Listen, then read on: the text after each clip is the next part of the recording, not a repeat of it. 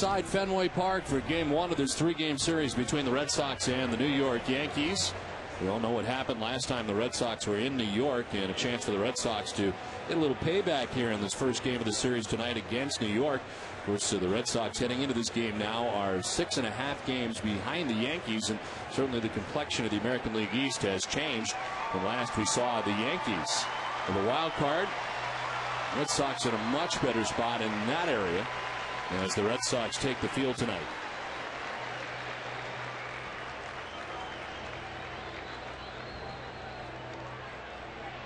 Red Sox have taken the field, so let's check out the Yankees starting 9.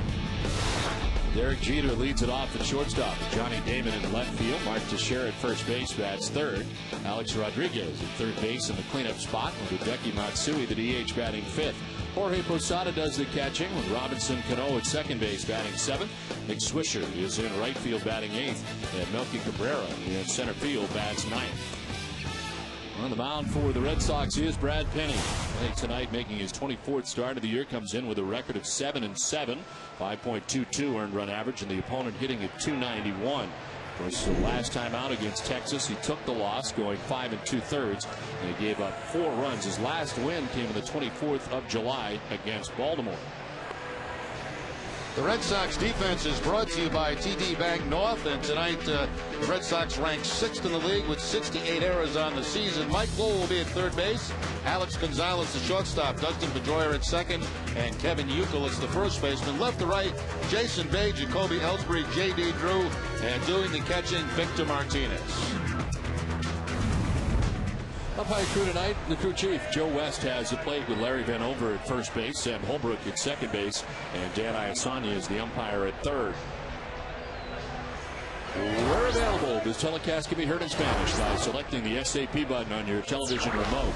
Enjoy the game. Buenas noches, amigos. Well, the conditions tonight, 83 degrees to start the game. Breeze out to left field. And a chance for some precipitation here tonight. We've had some ominous clouds from time to time off to the left. And the Red Sox may be dodging the raindrops throughout the weekend in this 3-game series against New York. As Brad Penny is ready to go, so is Jerry Remy.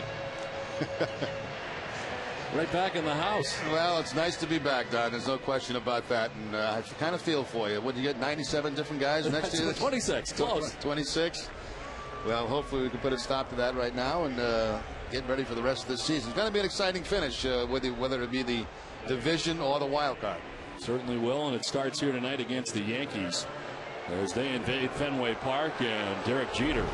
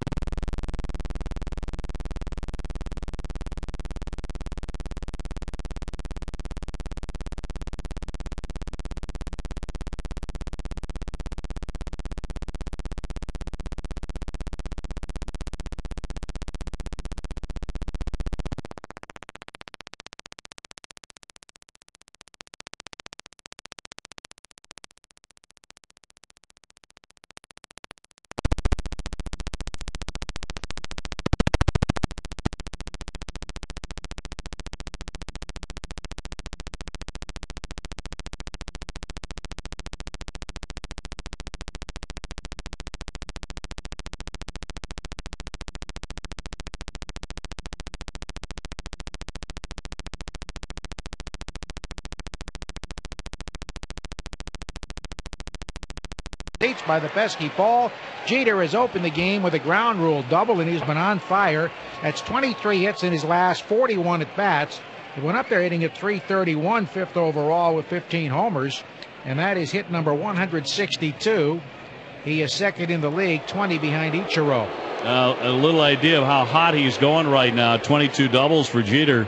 That was about 5 inches outside the strike zone.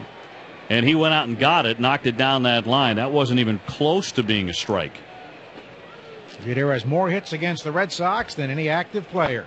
4 for 7 off of Brad Penny now. He also has more hits than any Major League shortstop in history, recently passed Louis Aparicio. So here comes Damon. Johnny with 22 home runs. He's knocked in 68. Hitting at .285 as he takes a call strike at the knees. Victor Martinez working behind the plate. It's Youkilis at first base. Pedroia's at second. The shortstop is Alex Gonzalez, and it's Mike Lowell at third. Jason Bay in left. Jacoby Ellsbury in center. Drew in right with a wind blowing out. Penny works from the set and delivers, and Damon swings and foul tips it in the batter's box. So it's 0-2 to Johnny. He's having quite a season. Early on, it didn't appear like the Yankees would consider keeping him, but his contract's up after this year. But the way he's going, he certainly made himself quite a valuable commodity. Much better health this year. The 0-2 pitch. Swing and a foul off his foot, and down he goes. Oh, he's down, rolling around on his back. Now here comes Joe Girardi and the Yankee trainer. I think that hit him on the bone of the ankle. It's up on one knee now, hobbling to his feet, and he's really in pain. I got him on a shin. Oh, he crunched that shin, too. Yeah, he does not wear a guard on that leg. He's really hurt. He's in great pain. Now he's sitting down again. Yeah, he took his helmet off, and, you know, that's going to balloon up. That's going to swell in a hurry. He really hit it. And it's straight down just above the right ankle on the shin bone. He lifts up that front leg and fouled the ball right off the bone. Well, everybody knows how tough Johnny is. The ultimate gamer. And if he can stay in at all, that might have even got him a little bit higher. That might have got him just under the knee. He's up. Joe Girardi gets the bat from Joe West, the umpire, gives it to Johnny. He wants to continue.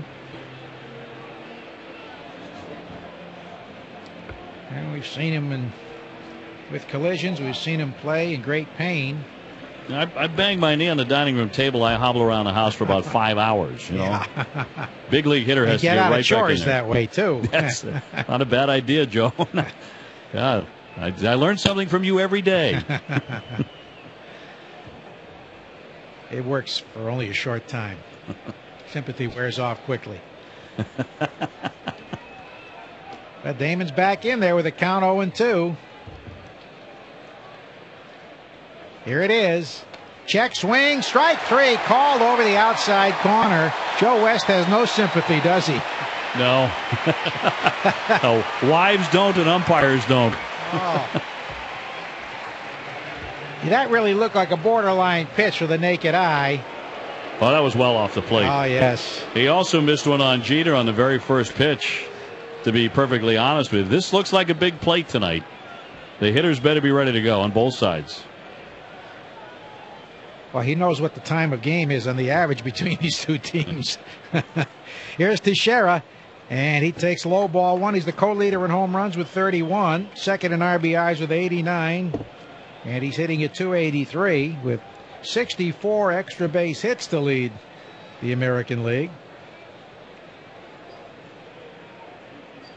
You wonder how he's hitting only .283 every time we look up. He's had a huge hit to help the Yankees win. He's never had a hit off Penny. He's 0 for 9. Brad misses a little up and away with a fastball. So it is 2-0. Penny, no decisions against the Yankees this year. He pitched 6 scoreless innings in his start against them earlier. Game the Red Sox won. He's 1-0 in regular season play, and remember, he beat them twice in the 2003 World Series in a Marlins uniform. He delivers 2-0, and it's in there for a strike. Teixeira batting left-handed, which is his better power side. Teixeira, native of Baltimore. Penny's ready to go. That fastball hit 97. It's a good sign. Good night to pitch. You get loose quick. The 2-1. Strike call. Beautiful fastball over the outside corner at the knees at 97. That was a very, very good pitcher's pitch. Alex Rodriguez on deck.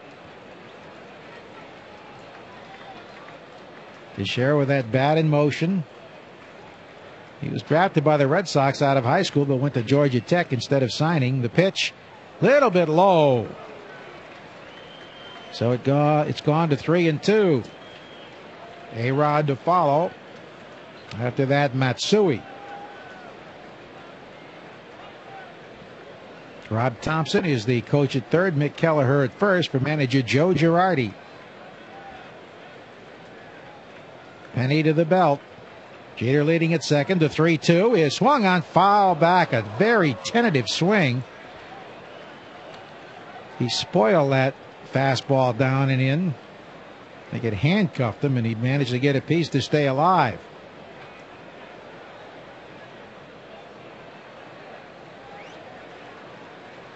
Teixeira with his fourth major league club. The 3-2 pitch.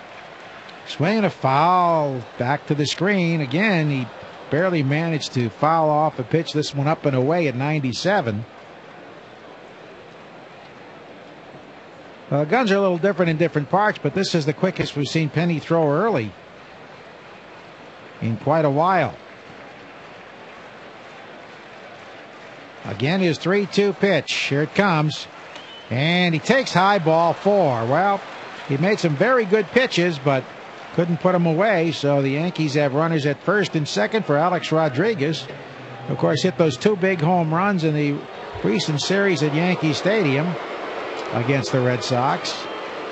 You hear the reaction, but he has been struggling some. His average is still only .254 with 21 homers, 64 RBIs. Joe Girardi's telling the media tonight he sees better swings and that he just missed a couple of pitches that he'd normally hammer in Oakland, but he feels that A-Rod's swing is coming around. The pitch. Swing, ground ball, left side. Backhand save. Gonzalez can't get up, though. He stumbles. It's an infield hit. The bases are loaded. Gonzo went to his right, made a nice stop with the backhand, but as he went up to try to get to his feet and throw at least a second for a force, he slipped and fell, so the bases are loaded for Matsui.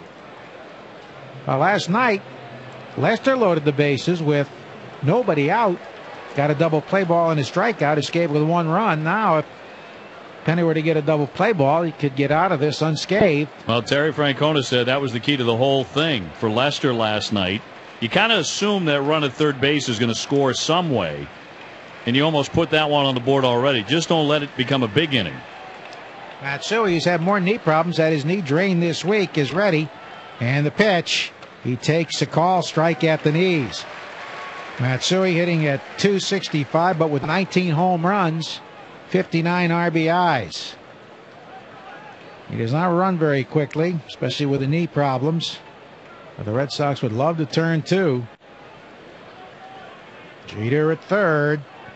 He doubled. Teixeira, who walked at second. A-Rod with the infield hit at first with 1 out.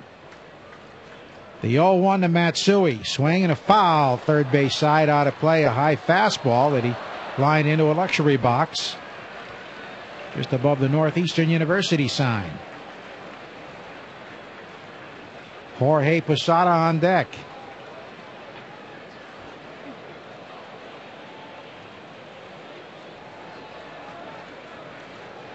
Penny's thrown the total of 18 pitches, 13 for strikes, but Teixeira earned a walk with some tentative swings on tough pitches, fouling him away.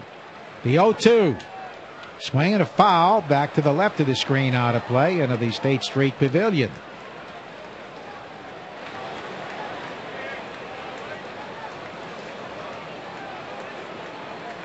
Matsui's not had many meetings with Penny, just 2, and he has 1 hit. The infield back in double play depth, wind blowing hard toward left. Penny comes to the set. Long pause. The 0-2. Strike 3 call. Got him on a fastball over the outside edge.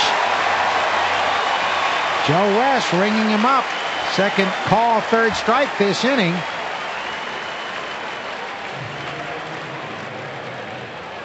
Second generous strike. I think you're absolutely right about time of game, the length of the games between the Red Sox and the Yankees. And Joe West, who's a very good ball and strike umpire, I think he's determined if it's going to be close, it's going to be a strike.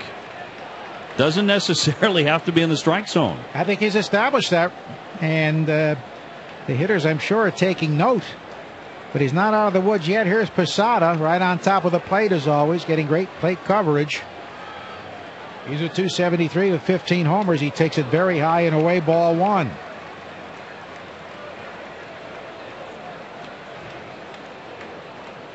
Joe West, I guess you'd have to say, generally would be considered more of a pitcher's umpire than a hitter's umpire. Yeah, and I always thought he was a low strike umpire back in the day. He certainly runs a game. He's in charge out there. The pitch. Fastball high, 2-0. Of course, we remember Joe West, crew chief in the ALCS in 04, overturning two pivotal calls in Game 6. The 3-run homer by Bellhorn that was originally ruled a double, or fan interference. And then, of course, the A-Rod play with Bronson Arroyo slapping the ball away. Here's the pitch. And he swings, hits it hard up the middle into center field, a base hit. Jeter scores. Here comes Teixeira. He scores, and the Yankees get 2 runs. Posada hitting a bullet right over the pitcher's rubber, directly over second base and into center field, and the Yankees have scored 2 in the top of the first as John Farrell visits the mound. They do have weapons in this lineup. 57 RBIs for Posada as Cano comes along. Another very tough hitter, although he has been struggling, hitless in his last 12 at-bats, but still at .313 with 18 homers and 60 runs batted in. You know, Brad's thrown 23 pitches, 16 strikes. Of the 16 strikes, my guess is 15 are fastballs. So as this inning has worn on, and now it's become a long inning, last thing Penny needs in heat like this against this lineup, I think they're looking for that fastball. They're picking it out. He has not established a secondary pitch that he can throw for a strike. He's thrown maybe a couple of sliders, but we haven't seen his curveball. So 2 on. A-Rod at second. Posada with a 2-run hit at first. The pitch to Robbie Cano is in there for a strike. Another fastball at 95. So the Yankees have 3 hits and a walk. Despite the 2 strikeouts, they have 2 runs home.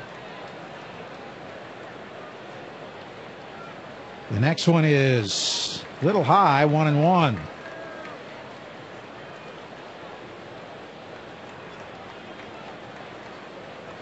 And he's had some rough early innings, especially early on in the season. You remember that Baltimore game where he gave up 7. The Red Sox got him off the hook.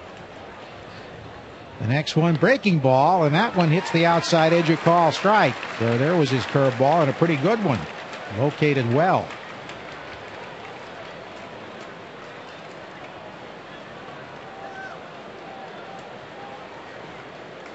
One ball, 2 strikes, 2 out, 2 on, 2 in the top of the first inning.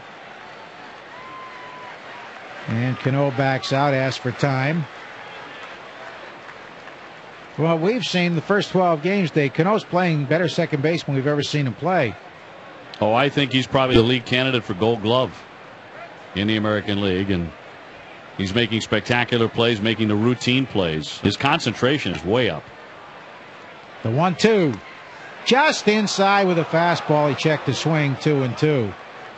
We've had scouts that tell us what great talent he has defensively. He didn't always see it.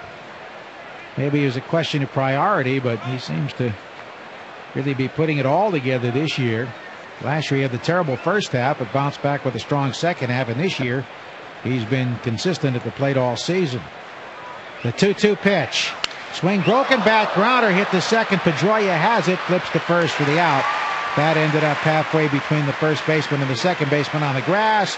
But the Yankees get a pair after half an inning. New York 2, Boston coming up on the Shaws WRKO Red Sox Radio Network. Your local Lexus dealer presents moments from the greatest rivalry in sports. October 16th, 1999, the long-anticipated matchup between Pedro Martinez and Roger Clemens. Clemens was done in the third inning, prompting Red Sox fans to chant, "Where is Roger?" with a response chant of "In the shower." The Red Sox would go on to win 13-1 and take a 2-1 lead in the series. Moments from the greatest rivalry in sports. Brought to you by Lexus and the Lexus Golden Opportunity Sales Event. Hurry, ends September 7th. Hey, Joe, what's your favorite number up on the Fenway facade? Well, if I need defense, it's number 1. If I need run production, it's number 9.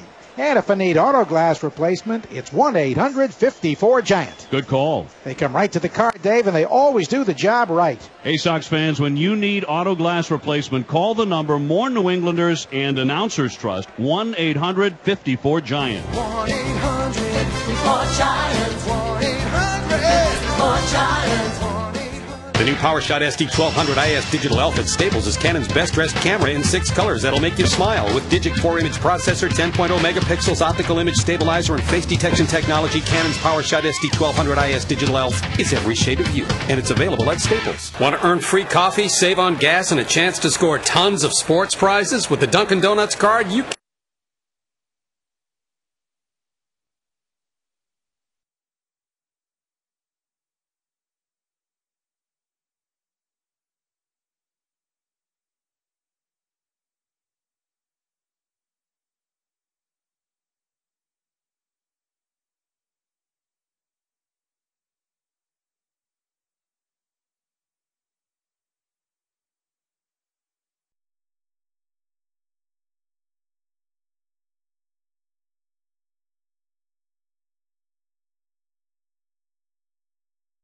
Top of the first, Red Sox coming up in the bottom of the first. Red Sox lineup is brought to you by New England Chevy dealers. Jacoby Ellsbury leads it off in center field with Dustin Pedroia at second. Victor Martinez doing the catching again tonight. Kevin Youkilis at first. Jason Day in left. David Ortiz the DH. Mike Lowell at third base, bat 7. J.D. Drew is in right, batting 8th. And Alex Gonzalez at shortstop, bats 9th. The Yankee left-hander Andy Pettitte ready to go, and his first pitch is in there for strike 1 to Jacoby Ellsbury.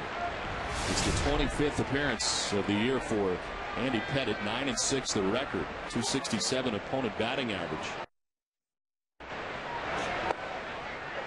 Strike 2 to Ellsbury is quickly down 0-2. Mentioned the Yankees were on the West Coast. Pettitte got a start against Seattle, and in 6 innings gave up 2 runs into double figures in strikeouts. 10 Ks, 1 walk performance against the Mariners.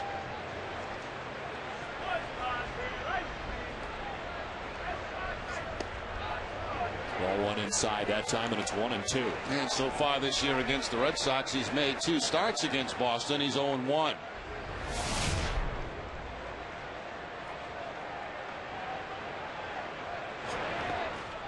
In the dirt, 2-2. His last victory came at Toronto against the Blue Jays. Back-to-back no decisions, one against the Red Sox at New York, and the no decision last time out against Seattle.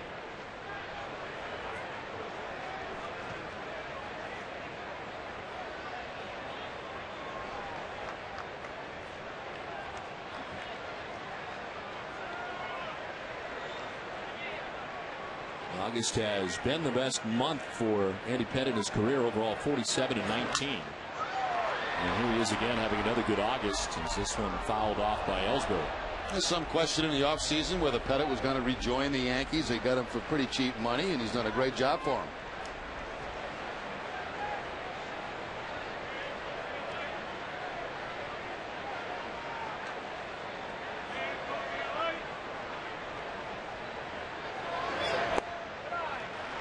Three full count. Ellsbury had been down 0-2. Ellsbury's had good success too against Pettitte. 417 coming into the game.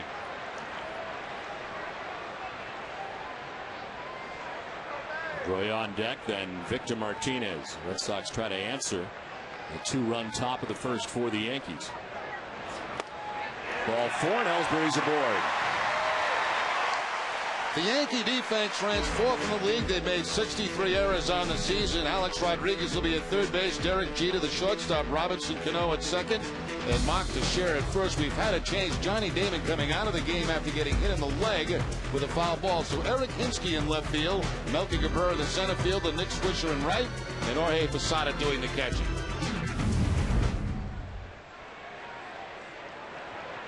Hinsky, a nice addition to this Yankees team. Try to keep Ellsbury close, one theft away from tying Tommy Harper. This is what caused Damon to leave the game. The foul ball off the right leg, shin area, knee area, and probably getting it iced down right now.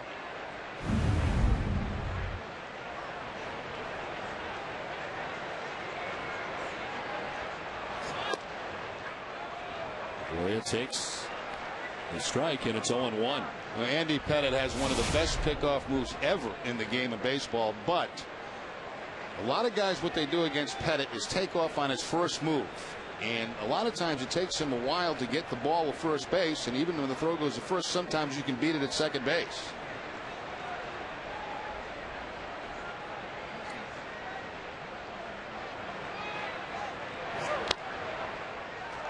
Though I notice Andy using a little bit more of a slide step than we normally see him use.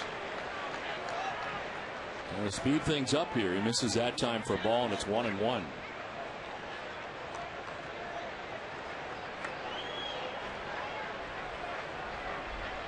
He's allowed just one stolen base in his last 13 starts. Sean Figgins got him back on July the 11th. First in career pickoffs since they became certainly an official stat in 1974. He's picked off 6 runners this season and 10 last year.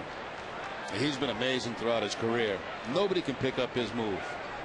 It's always just guess. As soon as he moves, go. He's moving. Ellsbury's going. Posada's throw. Ellsbury will be safe.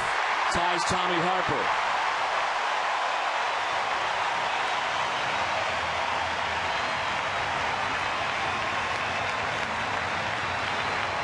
So even with the slide step from Andy Pettitte, Jacoby Ellsbury is still able to beat it at second base. Number 54 on the season.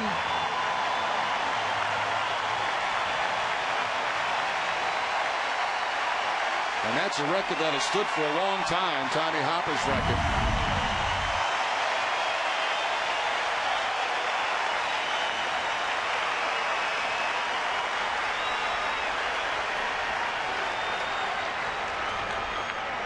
In a scoring position, nobody out at 2-1. Pedroia fouls it off to the right. 50 stolen bases last year for Jacoby Ellsbury. He's got 54 so far this season and counting. A lot of baseball left. And a tip of the cap to the Fenway faithful.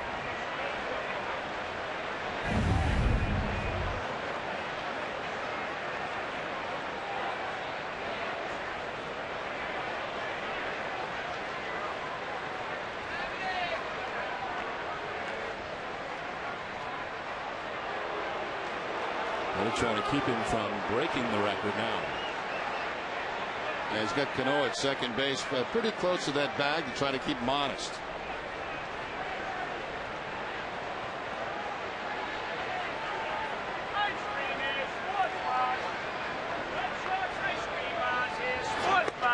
Down and in, full count.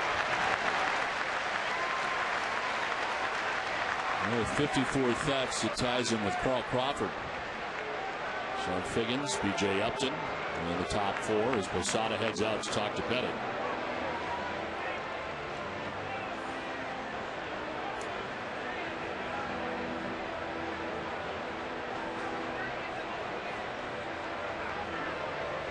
Leadoff walk for Ellsbury, steals second base.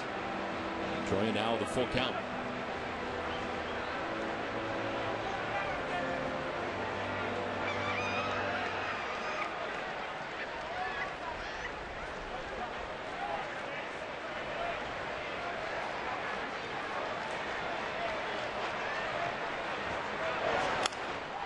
Fly to right, Swisher going over.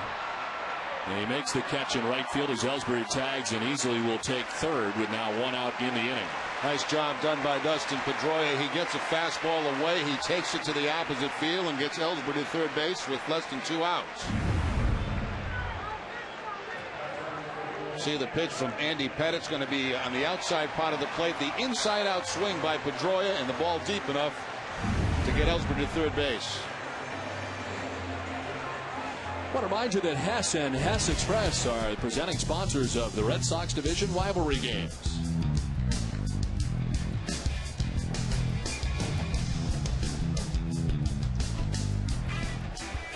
One out, Jacoby Ellsbury 90 feet away at third base. Victor Martinez in the 3 spot where he has been. Chance to do some damage here in the first.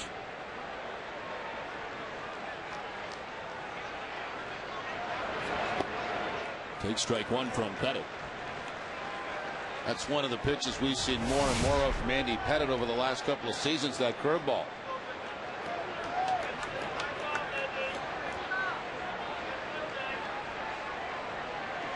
Victor Martinez homering in 2 straight games and has reached 20 homers for the 4th time in his career. Elevates and misses, 1-1. Adding a 7-game hitting streak coming in. 3 home runs in the last 7 games for Victor Martinez. Been a nice little pickup, hasn't it, Don? Certainly has been.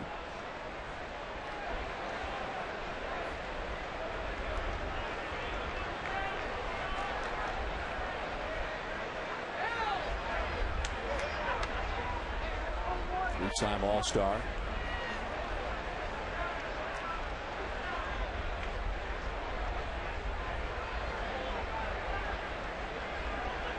Waiting on a 1-1. Down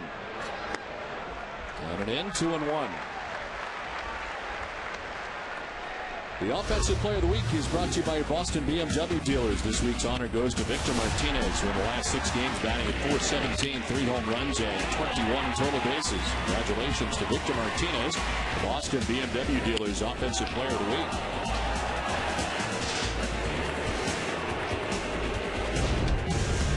One out, Jacoby Ellsbury at third base. 2-1 to Martinez. And a swing and a miss, 2-2. And Martinez has not had a lot of success in his career against Pettit, at .231 batting average.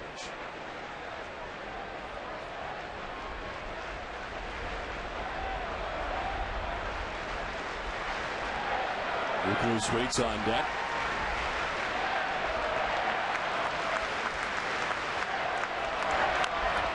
On the ground foul, will do it again with a count of 2-2.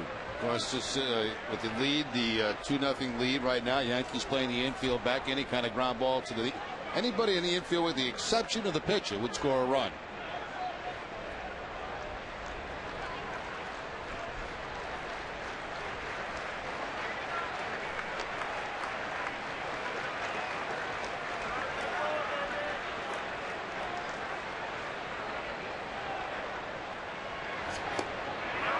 Way for ball 3, full count. This is similar to the pitches the Yankees were called out in the first inning.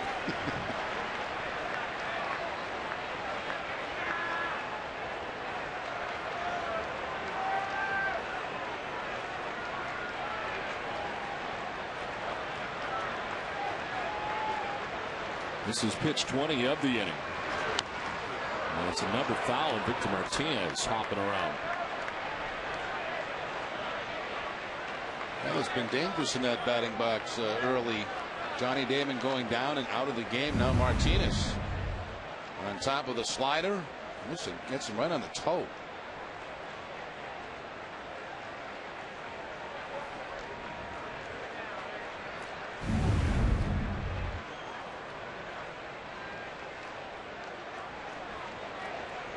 He's trailing only Mark Teixeira in that category. As he steps back in with a full count, 1 out, Ellsbury at third base.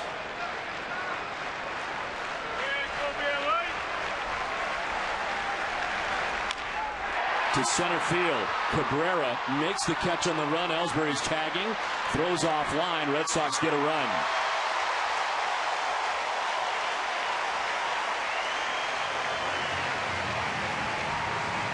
That ball was a bullet off the bat of Victor Martinez. So Pedroia gets the run to the third base, and Martinez gets him in with this hard line drive to center field. 82 RBIs on the season. We watch Martinez run down that first base line a little gingerly after getting hit in the foot with the foul ball. Catches it banged up everywhere. Behind the plate, at the plate. And Polisard checking on him. 2 down here. Run in for the Red Sox. Base is empty. And here's Youkilis. And we'll take strike 1 from Pettit. 306, 20 homers, 66 runs batted in for Youkilis. Red Sox sorely missed him, out for a 5-game suspension. Last we saw him at Fenway Park was charging the mound. Return to the Red Sox just in time for the Blue Jays series, and coincidentally, Red Sox sweep the Toronto Blue Jays.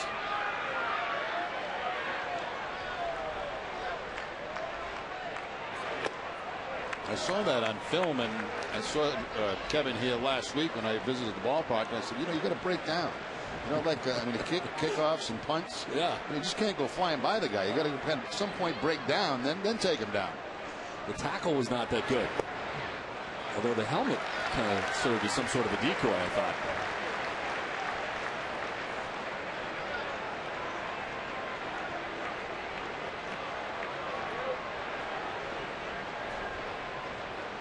The 2-2 to Youkilis. Strikes out. Red Sox get a run. We're done with 1. It's 2-1 New York.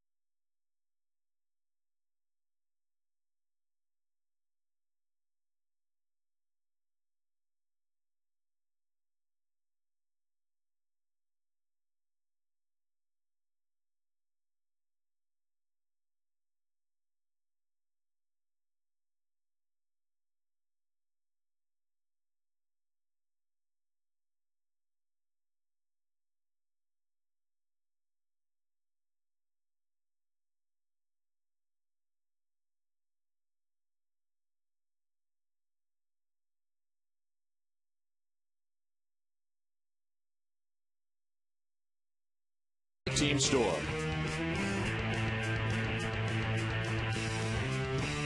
Back at Fenway Park as we go for the second inning. Welcome back to Remdog. Thank you very much. We need something funny from you. What do you got? Nothing right now. We need a lead first. I think it's funny just being here. That was funny. That was good. You like that? Yeah, that was good. I know it's funny. Hope they got it. We're recording it. It's not like I saved up a lot of stuff, There's Nick Swisher, Melky Cabrera, Derek Jeter to bat in the second. Yankees on top 2-1, and there's ball 1 from Penny. I meant to ask you, Don, have I missed much since I was gone? Not really. No. Not a lot. a few games here and there. A couple games. I hadn't realized it was April 29th was the last game. Yeah. This one chopped back up the middle. Pedroia to the backhand. The throw in time. And there's one away in the second. Let's check in with Heidi. Well, Don, with that stolen base in the first inning, Jacoby Ellsbury tied Tommy Harper for most stolen bases in a single season in Red Sox history with 54. And I asked first base coach Tim Bogar what makes Ellsbury so good, besides, of course, his speed. He's very quick. He reads pitchers very well. He has an idea of when to go and when not to at a young age, which is it's hard to do. It's hard to learn. So I think it's kind of a natural thing for him. So I'd put him up there pretty high, especially with the young guys. You know, obviously he does a lot of studying. We look at a lot of film and we try to get better and better. And I think there's room for improvement, and that's kind of scary to say. Coming into today's game, Ellsbury had an 86.9% success rate this season. Since 1920, the year they started keeping stats on these sort of things, only 3 players have had a higher success rate. Don? Thanks, Heidi. Well, Jerry is a guy who stole a great many bases in your career. Your thoughts on Ellsbury and what he does well and right? Oh, he's terrific. And, you know, even when he does not get a good jump, his speed is so outstanding that, you know, there's going to be a close play at second base anyway, and most of the time he's going to beat it. But Tim Bogart's exactly right. You know, it's a constant learning process. The advantage they have today is they can watch film, they can watch tape, they can watch the pitcher, you know, what type of move he has. And when they get into a game, they got a very good idea, you know, if they can run on him or not. Cabrera reaching out, grounding it softly. Lowell can do nothing with it as Cabrera beats it out. Well placed. And he stands at first with 1 out. Now, Melky Cabrera has been struggling recently, 4 for his last 31, and usually this is the kind of hit that might take you out of a slump. He just reaches out, taps down at third base, and nothing at all Mike Lowell could do about it. He's at first with 1 down. Here comes the Yankees captain, Derek Jeter, for his second look at Brad Penny. Doubled off him first time up. I think, you know, as Ellsbury matures and continues to learn with his speed, as long as he stays healthy, he could be a 70, 80 stolen base a year guy.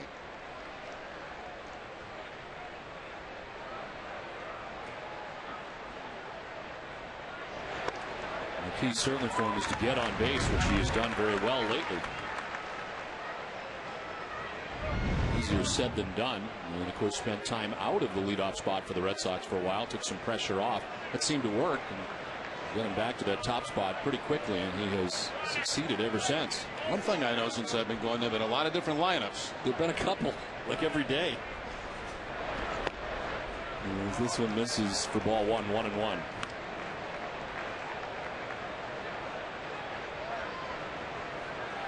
This lineup appears to be a very good one. You know it's good when you got J.D. Drew batting in the 8 spot. It's the same one as last night, right? It is.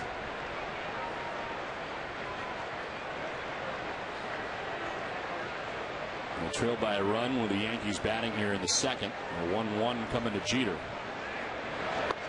And swings through it, 1-2. Looked like a slider that time from Penny.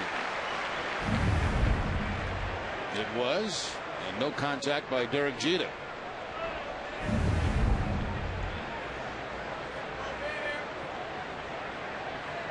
Jeter's second only to Lou Gehrig in hits in Yankees history.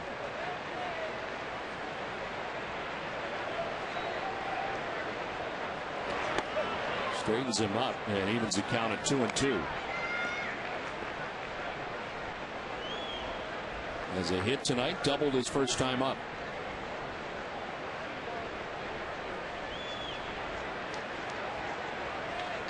See what Cabrera does here at first to count at 2-2.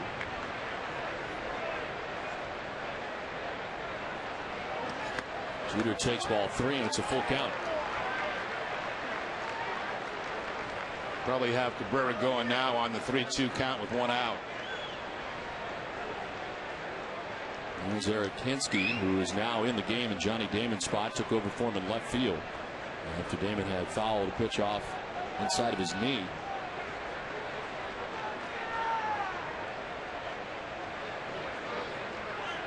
Runner off. Jeter lines it into center for a base hit. Cabrera just keep on going to third.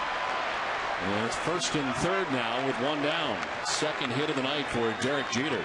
Well, Derek Jeter came into the game a .331 hitter, already 2 for 2 in this game. A double and a hard single up the middle.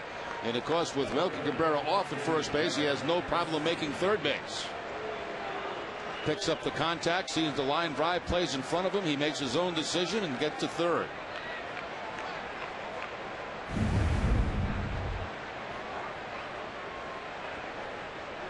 So they're at the corners for New York with one out, and here is Eric Hinske.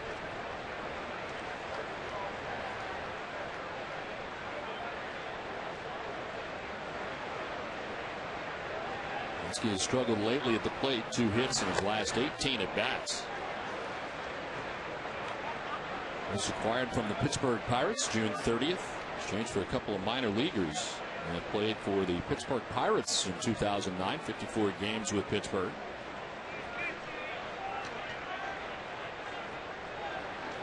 Just remember the Tampa Bay Rays and their incredible season last year.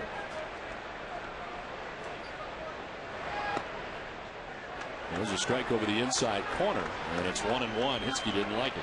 A couple of sliders in this inning from Brad Penny. Take a look at the Amica pitch zone, see where it is. Looked like it was a strike. It is. Phil West has heard enough from the Yankees dugout, and he is headed over there with his mask off and pointing. And they've been barking out at him quite a bit right from the first inning. Combination of Tony Pena and Joe Girardi. They had a couple of beats back in the first, but that was a good pitch.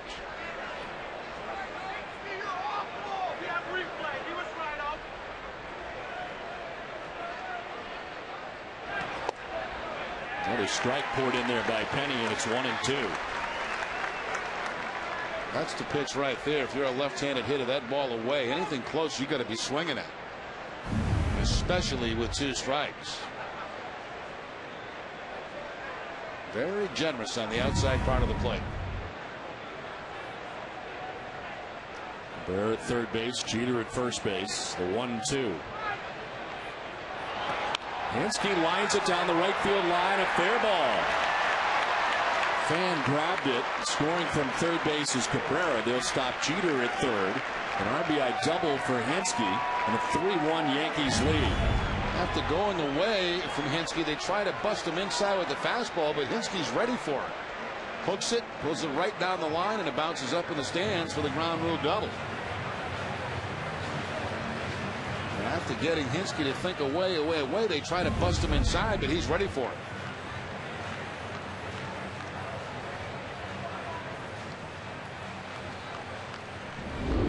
This season, the Red Sox limo package provides fans with a luxurious and worry-free trip to and from Fenway Park. A Brewster Coach limousine will bring your group of 10 to the park, where you'll enjoy the game from the right field roof box seats. Book your Red Sox limo package now by visiting redsox.com/limo.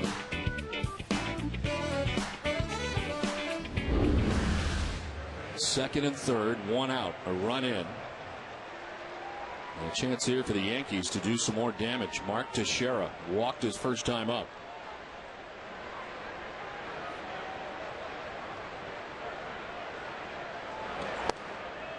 And it's strike 1. Penny back to the fastball. I need some breaking balls here second time through, but not that time. And back to the fastball and back to the outside part of the plate. If you're getting that call, why not go back there? Stay out there.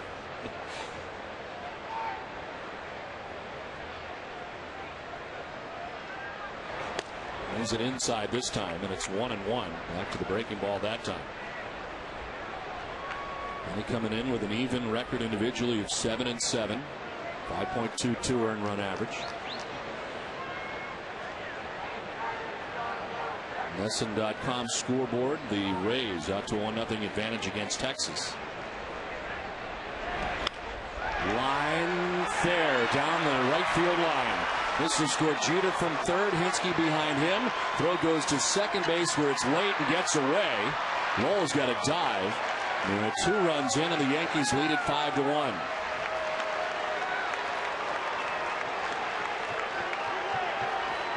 Another one right down that line. And a fastball right down the middle.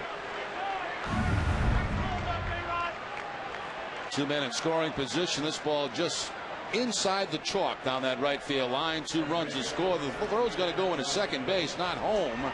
It gets by Gonzalez, but Lowell's there to back it up.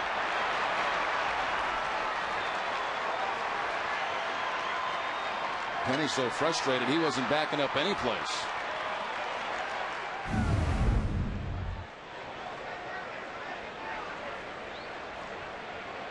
Here's Alex Rodriguez with Teixeira at second base, and right now Penny not fooling the Yankees.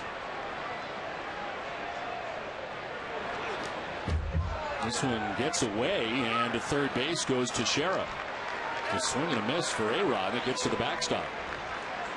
You don't see that very often, do you? A swing and a miss, and the catcher does not make the catch on the baseball. So right into the ground. At first, I thought it might have been a foul tip. The charge, Victor Martinez with a pass ball. Red Sox pulling the infield in, already down by 4 runs.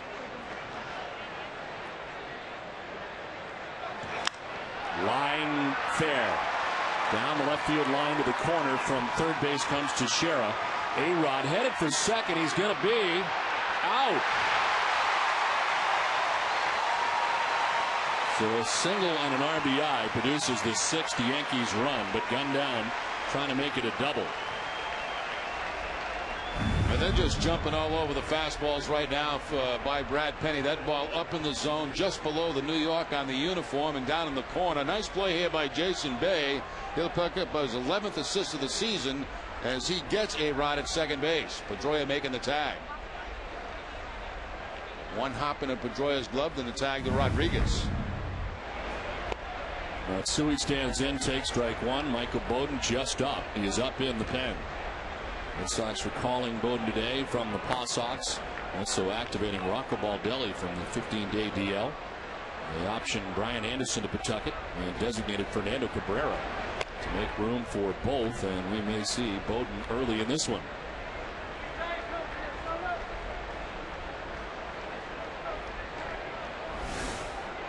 .50 already, but more than that, ineffective.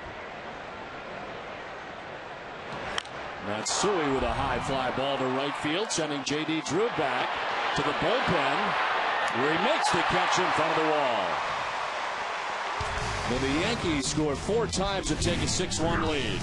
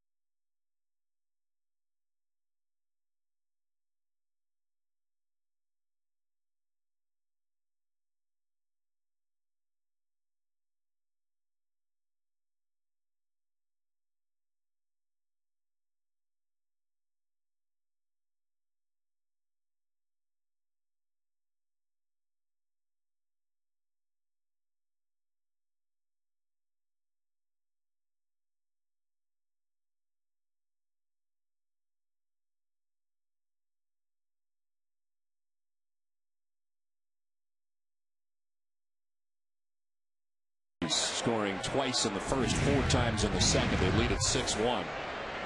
Jason Bay leads it off and pops it up. Right side is Teixeira from first. Puts it away in 1 pitch and 1 out here in the second inning. Well, tonight's Chevy Equinox August road trip contest contestant is Donna Dwyer of Saco, Maine. If a Boston player hit for the Cycle in tonight's game, Donna will win a 2010 Chevy Equinox. Most fuel efficient crossover vehicle on the highway. Visit Nesson.com/Chevy for your chance to win. 1 out. David Ortiz. The DH spot, batting 6th in the Red Sox order.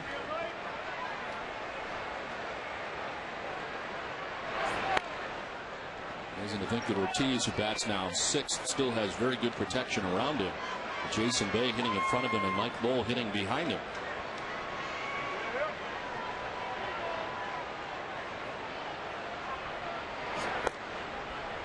Is in there for strike 1-1. Not the full shift put on by the Yankees against Ortiz. They do have Cano on the outfield grass, but Jeter is on the shortstop side at second base.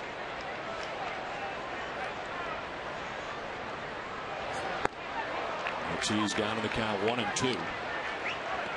David comes into the game a .370 hitter with a home run against Andy Pettitte.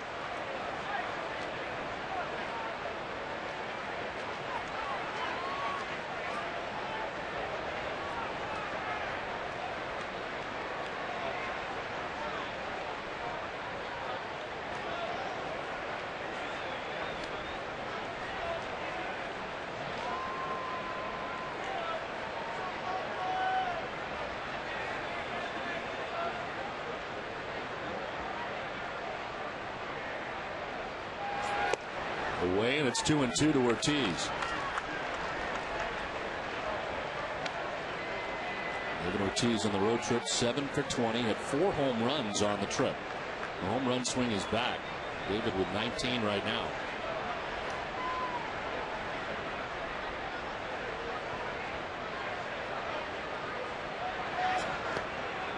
Full count, 3-2. David Ortiz 1 home run shy of his 8th straight 20 home run campaign. Will be his 7th as a member of the Red Sox. 4 homers in his last 6 games. 265 as a DH. Fouls it off and will do it again. 3-2. Like either pitcher really has found a comfort zone in this game. Certainly not Brad Penny, and even Andy Pettitte in that first inning.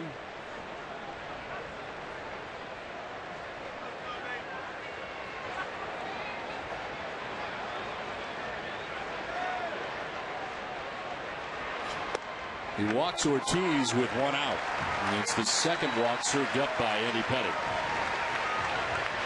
Mike Lowell's coming up. I want to remind you, you're invited to Mike Lowell's Club 25 Casino Night at the Copa.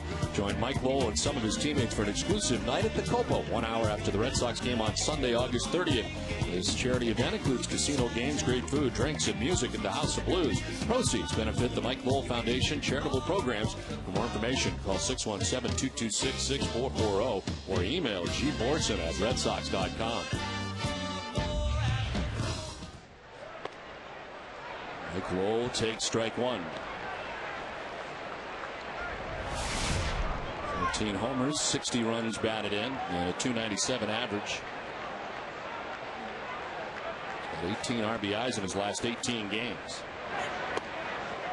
A little bit surprised, Don, to see Teixeira holding Ortiz on first base. I thought maybe he'd play maybe a step or 2 behind him. Even with the right-handed hitter at the plate. David leads about 2 feet. This one fouled off to the right. Bat goes into the seats. Look out.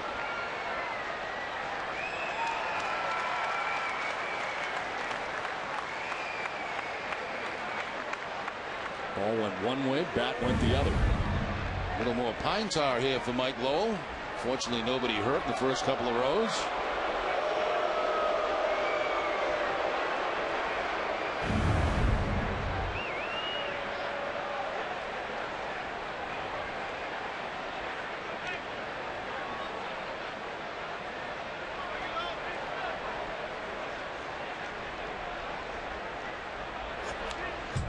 Fouls it straight back, hangs onto the bat.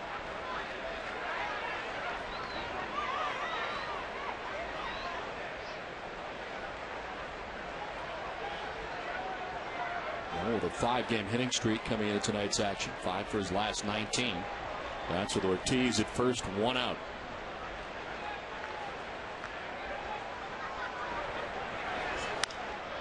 To center field. where Melky Cabrera settles underneath, out number 2. And Ortiz back to first with 2 down. Cut fastball that time from Pettit, just good in the hands a little bit of Mike Lowell.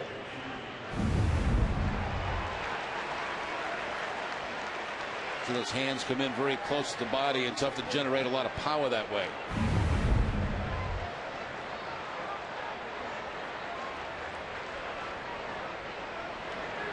Two outs for J.D. Drew. Batting out of the number 8 spot. Drew, the big night last night.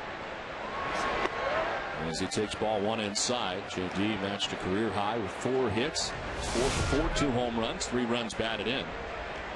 Key matchup brought to you by New England Acura dealers. Made good numbers against tonight's Yankees starter. Yeah, a lot of the lefties in the Red Sox lineup have had good numbers against Pettit.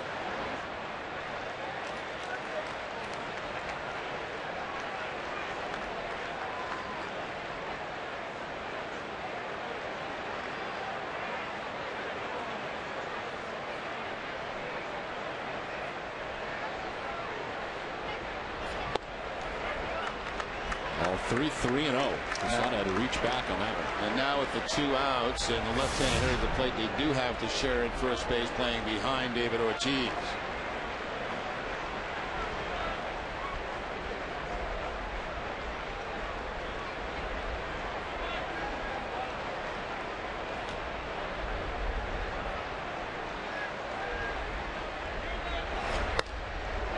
Strike, and it's 3-1. The Red Sox have been into double digits in hits in each of their last 3 games. 32 hits in the 3-game series in Toronto. Do not have a hit so far tonight. Soft ground ball to Teixeira. He will hit the bag and end the inning. We're through 2 from Fenway at 6-1 New York.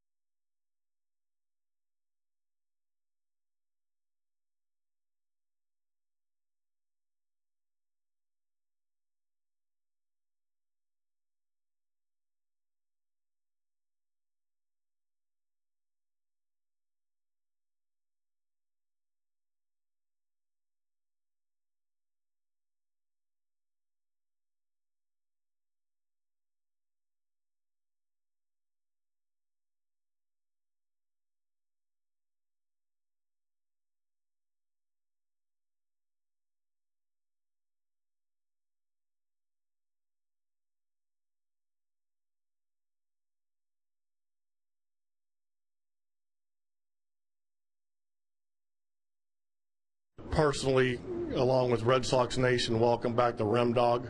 I know from my standpoint, I am thrilled, and I can say but we thrilled to have him back. It's also nice to know the broadcast will probably get a little bit of an uptick because Donnie needs it. So welcome back, Rem. We're happy to have you. Thanks as always, Tito. As back here at Fenway Park, joined of course by John Henry and Larry Lucchino, and I know you guys want to send along the same sentiments. So Jerry, back for the first time tonight. Jerry, welcome back. Nice to be back, John. It's great to have you Welcome back. home, Jerry. Thank you, Larry. Well, all seems to be right now with Red Sox Nation, with the exception of the score at the moment. I was just thinking about that. If it stays this way, they're going to send me home for 3 more months. No chance. We really want to thank Dennis Eckersley and Frank Viola and Dave Roberts and Jim Catt, who came in. Jim Cott came in to pinch hit for you. They did a great job. They all did. Yeah. There's only one Jerry Remy. I'm glad of that because I don't think my wife could take 2 of me. She's probably glad you're here tonight. Oh, she's very glad I'm here. Yeah. Well, a very successful last couple of games for the Red Sox in Toronto, and trying to keep it going here tonight. Yeah, not up to a good start. I just want to thank, I've said this over and over again, but I want to thank the Red Sox organization, Nesson in particular, for being so patient and so understanding through all of this. And, of course, the great response that Red Sox Nation has given me. As I said, I've got boxes and boxes of mail at home that I'm going to try to have to answer at some point. But it's been a rough little go, but no, I'm not the only guy that goes through rough times. Plenty of people do. Well, it's got to be great medicine to see the kind of reaction that you elicit from the fan base, from the crowd. They spontaneously stand up and cheer, and obviously wishing you full and complete recovery. Well, when I came in last week, Larry, and I got that standing ovation, it did make me feel very good, and it made me feel like it's time to get back to work. And Posada will reach at first base despite striking out as that one gets away. And the first base runner for New York reaches here in the 3rd inning. Well, that's the way things are going so far tonight for the Red Sox. The breaking ball, it's a good one. It's a good breaking ball from Penny, but he gets by Victor Martinez of Posada. Not a fast runner, but still able to beat it at first base. So things are not going the Red Sox way early in this game. So Posada at first base, Robinson's Cano coming up. What happened in this series? Things were going very well. The Red Sox were 8-0 against New York, but all of a sudden now it's going the other way, unfortunately. As at first base is Posada, and there is ball 1 outside. Well, the president of Red Sox Nation is back in the house once again. Yes, we had it took about 7 or 8 people to try to do all the things he did as president of Red Sox Nation. Now we get one guy that can do it. It is nice to be back at the ballpark. There's no question about that. We thank you both for coming up, and I know Jerry greatly appreciates it. We all appreciate you guys coming up. Good to see you guys. And don't forget that food we brought for you, Jerry. All right, no, and share it with your colleagues. We won't forget about it, that's for sure. Done. 6-1, the Yankees on top of the Red Sox right now. The runner at first, 2-0 the count to Robinson Cano. Chopped right side. Pedroia to his left. They flip to second for 1, on to first for 2. Dug by Youkilis.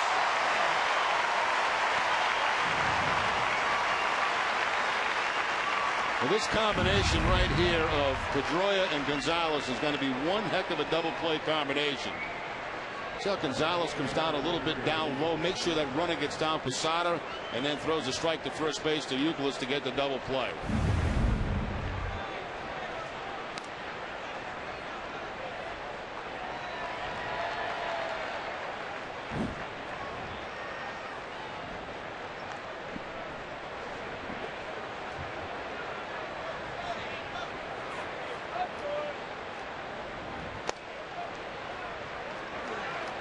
And the pitching line is brought to you by your Boston area Lexus dealers. Penny 2 2/3, giving up 6 runs on 8 hits, a walk, and 3 strikeouts.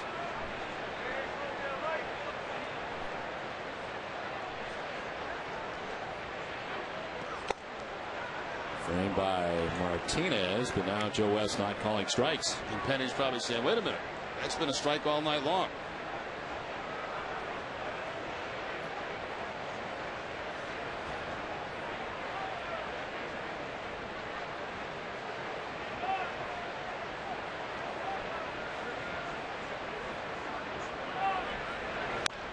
Rolled over foul outside first.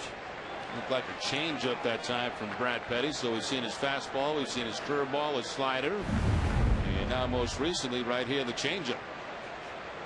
Twister out in front and taps it foul.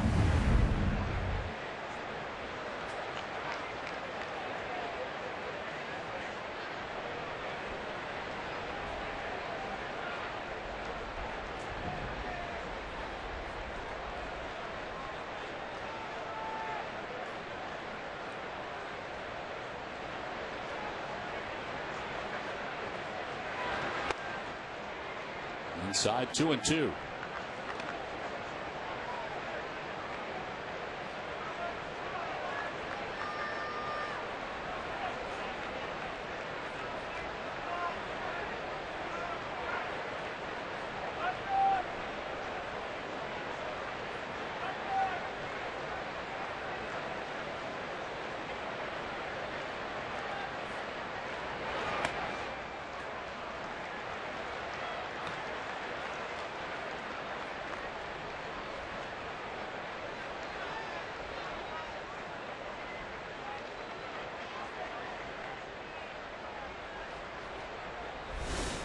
They're waiting on deck with 2 outs here in the top half of the 3rd inning. Yankees getting 2 in the 1st, 4 in the 2nd.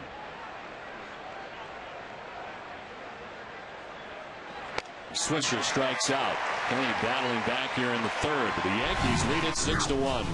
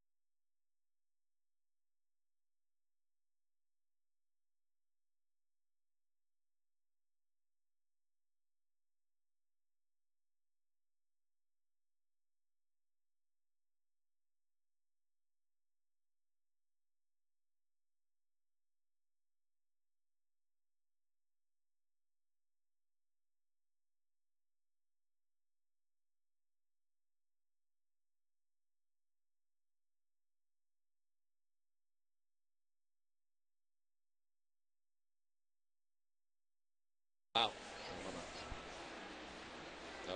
No. It's like doing something. I can't hear.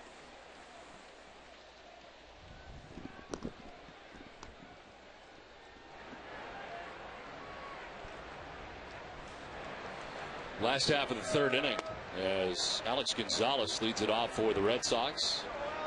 Manny Pettit carrying a 5-run lead with his spot in the 3rd inning.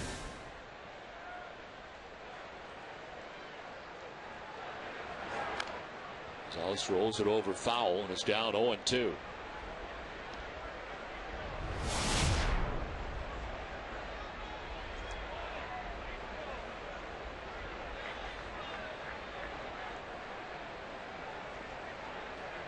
Gonzalez, Salisbury, and Pedroia to bat here in the bottom of the 3rd inning.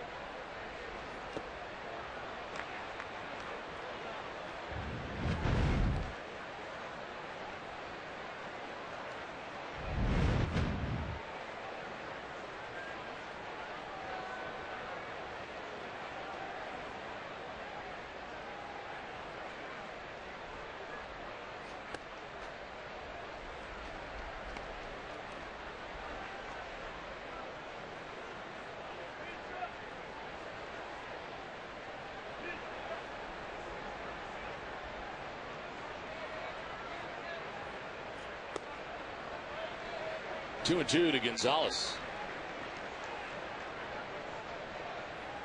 Mike Gonzalez, while away from the Red Sox, suffered some knee problems that cost him some time with the Cincinnati Reds. Swing and a miss. He strikes out to begin things here in the 3rd inning. 2nd K for Pettit. Looks like Pettit goes with that slider down and in to pick up the strikeout against Gonzalez. Moving the ball around the strike zone, that hole at bat, and then that breaking ball down and in off the plate. Tough pitch to lay off for a right-handed hitter.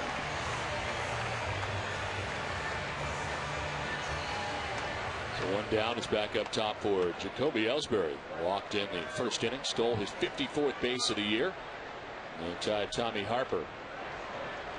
Top spot in a single season in a Red Sox uniform.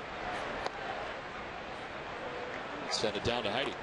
Well, Don, Johnny Damon left the game after his at-bat in the first inning with a bruised right knee after fouling a ball off of that knee.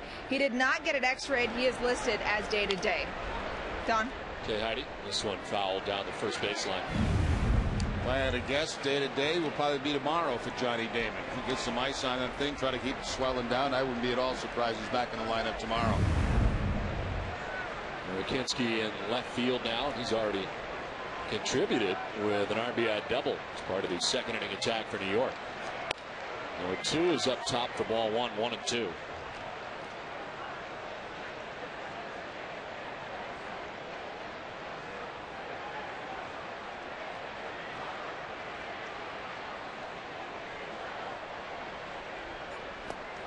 Late swing by Ellsbury, defensive, and he strikes out back-to-back Ks for Pettit, and there's 2 down in the third.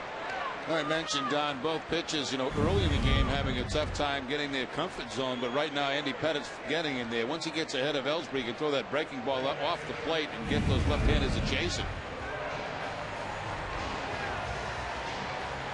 So 2 down, 4 in a row retired by Pettit. The Red Sox still looking for their first hit of the night. Pettit has thrown 54 pitches with 2 outs here in the third inning. Justin Pedroia fly to right in the first.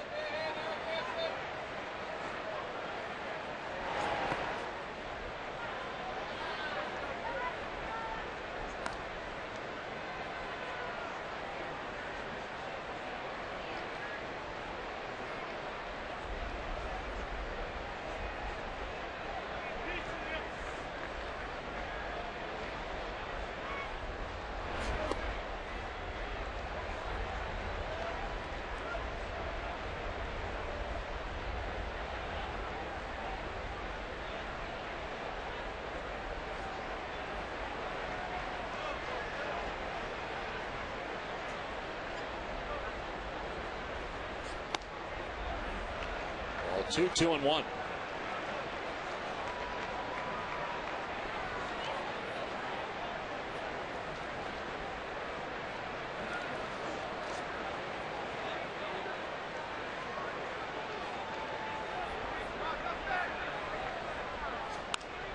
To left field down the line as Hinsky heads towards the corner. Leaps and can't make the catch. It's off the wall. Pedroia is thinking 3 as he heads towards third base. Throw from Jeter to A-Rod is going to be in time. Pedroia gunned down at third base to conclude the third. We played 3. It's 6-1 New York.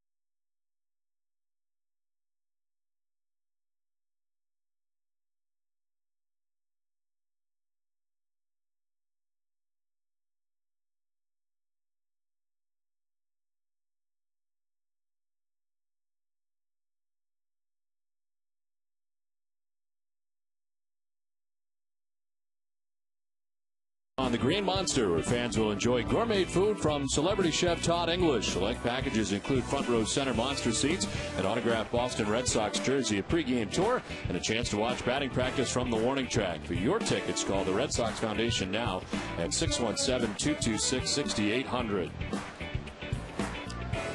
A lot of strange things happening on that last play, and if Dustin Pedroia had to do it all over again, he would have stopped at second base. But look at Jeter, how he gets out there in a position where he can play that ball off the carom of the wall, then makes a throw A-Rod to get Pedroia at third base.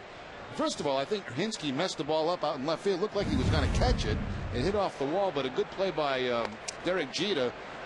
Familiar with Fenway Park and going out there to play that ball off the wall.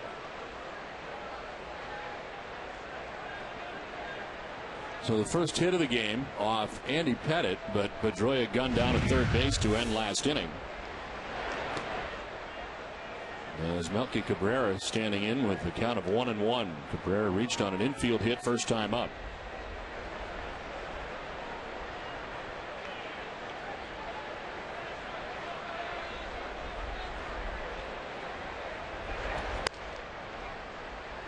It's Cabrera, Jeter, and Hinsky to face Brad Penny, who after a couple of tough innings to begin settled down in the third.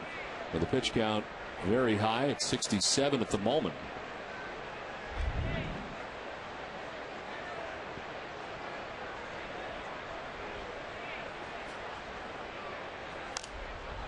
Fouled off to the left, and it's 2-2.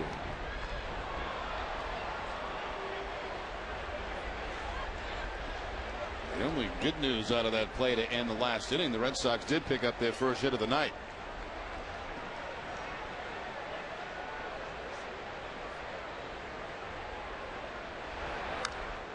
Rolled foul, hangs at 2-2. Don, you having some audio issues? Yes. It's okay. I only got one ear. I only need one ear. You got people scrambling all over the place here trying to make things right for you. Started about an inning ago, and it's progressively getting worse. 2-2. There's ball 3, full count. They're working on it though as we speak. Chris has that look about him. Doesn't he look like he's working? I think he looks totally perplexed. Completely, yeah. He's trying to figure it out. Which ear can't you hear out? This one. Yeah, there's nothing. Okay. Nothing. 3-2. Chopped left side. Gonzalez to the backhand. And a throw in time to get Cabrera. It's time for a game break and Tom Caron. TC.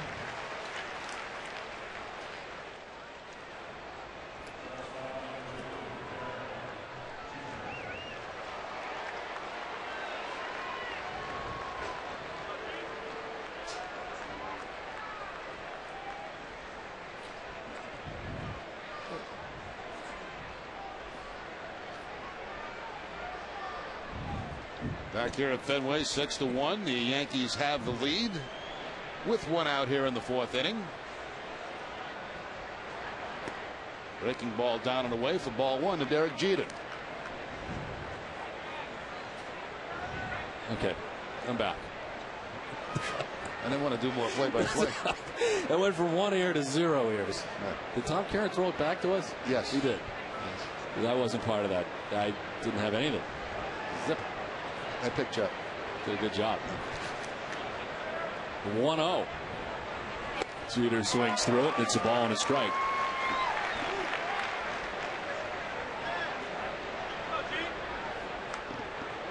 Well, Jeter tonight with a double in the first inning, single in the second. He scored 2 runs. Yankees scoring 6 times through the first 2 and held off the scoreboard in the third. Now Penny's got the first out here in the fourth.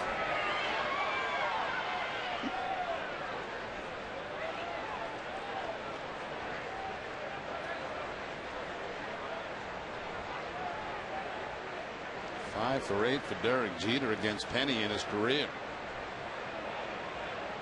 2 of those hits coming tonight.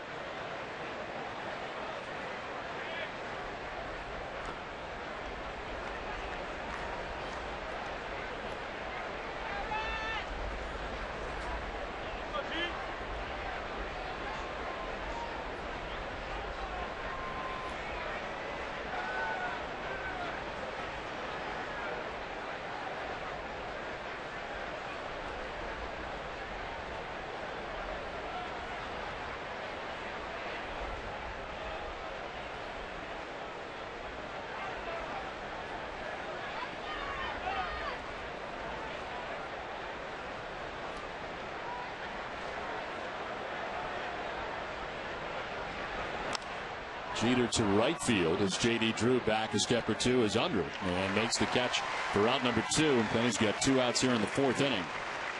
Starting to settle down here a little bit as Brad Penny as time goes on. Very difficult 1st and 2nd inning. Had a big double play in the 3rd inning. And now 2 quick outs here in the 4th inning.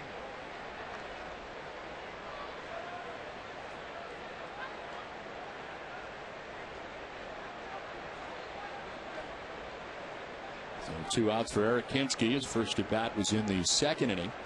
He was able to double in a run as part of that 4-run second for New York. Strike over the inside corner, and it's 0-1.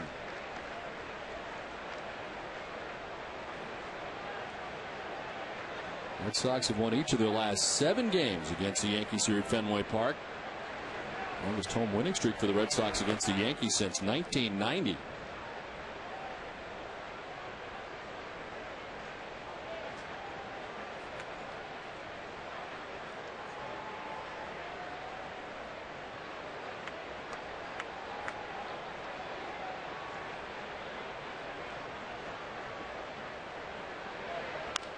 Ground ball foul outside of first, and it's 1-2.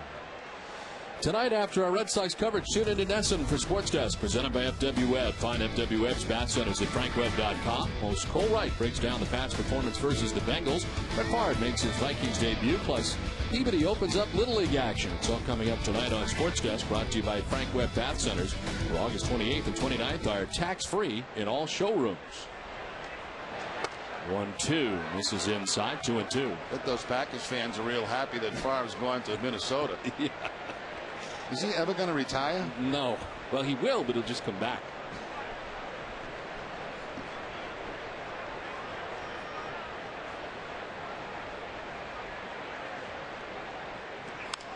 Linsky to short left. Bay makes the catch. It ends the inning. The 1-2-3 inning for Penny through 3.5. It's 6-1 New York.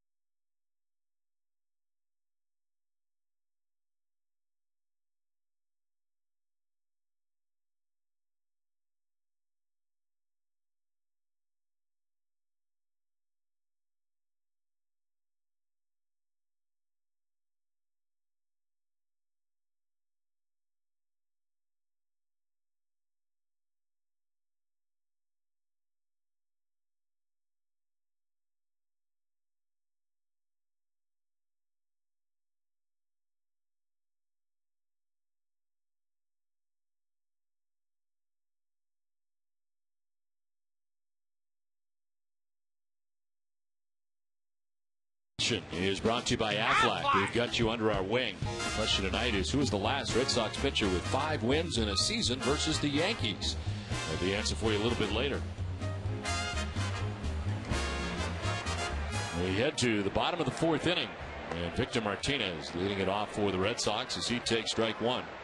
Andy Pettit has given up just 1 hit. It's a double by Pedroia that ended the 3rd as Pedroia got gunned down trying to make it a triple.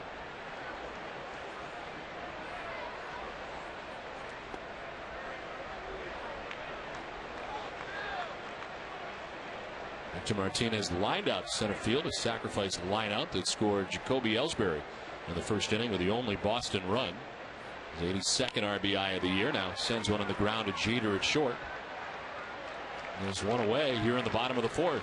Andy Pettitte got away with one right there. High breaking ball on an 0-2 count, but the ground ball right at Derek Jeter for the out.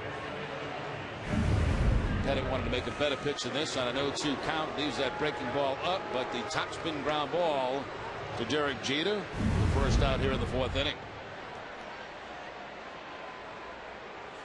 One down for Kevin Youkilis, who struck out swinging in the first inning. Pops it up right side. Mark Teixeira is camped underneath. There's two down.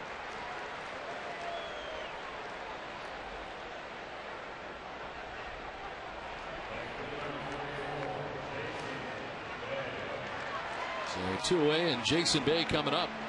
Rays with a 2-0 advantage over Texas, bottom of the third. Jason Bay popping out to first baseman Mark Teixeira in the second inning.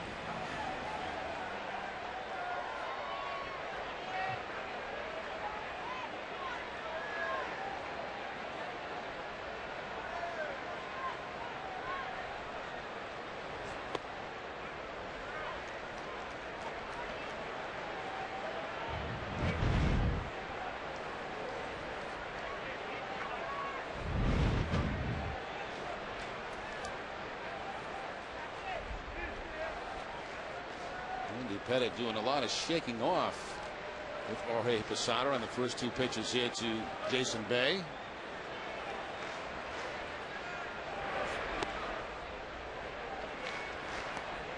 One of the few changeups that Pettitte has thrown tonight.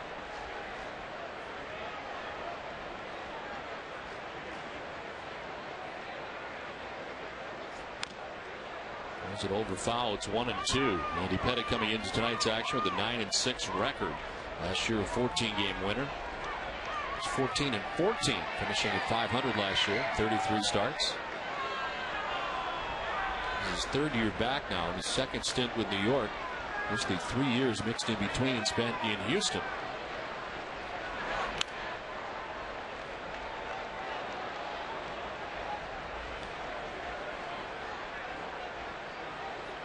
A.J. Burnett, C.C. Sabathia. Two of the three big prizes in the offseason, including Mark Teixeira. And all have performed at a very high level since coming to New York.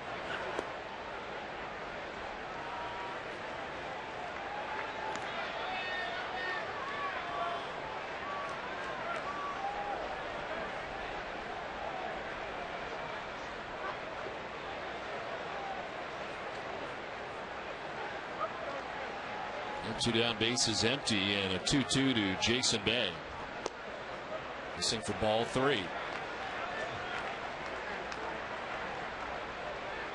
Well, look at the free agent signings in 2009, and two well represented by the Yankees. C.C. Sabathia with 14 wins, A.J. Burnett with 10. C.C. Sabathia goes on Sunday, A.J. Burnett tomorrow, all pitching in this series. Bay to left, struck well. Hinske back there, though, to make the catch shy of the track on the liner that ends the fourth. We played 4. Yankees on top 6-1.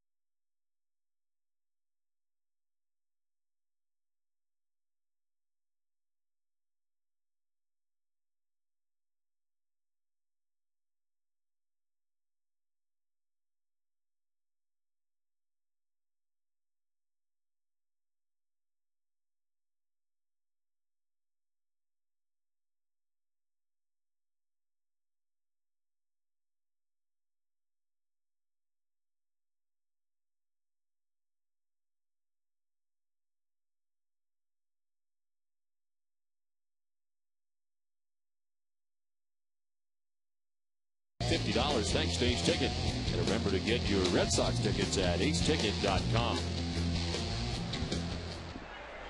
Well, Brad Penny back to the hill for the 5th inning. It didn't appear in the 1st or 2nd inning he may get to the 5th inning.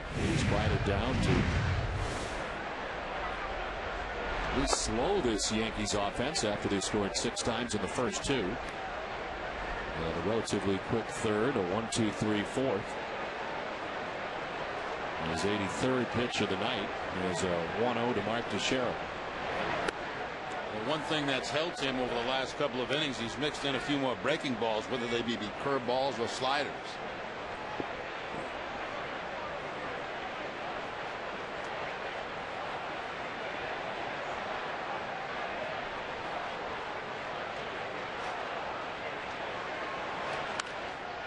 Fly ball down the left field line. Bay gives chase. It ends up a foul ball.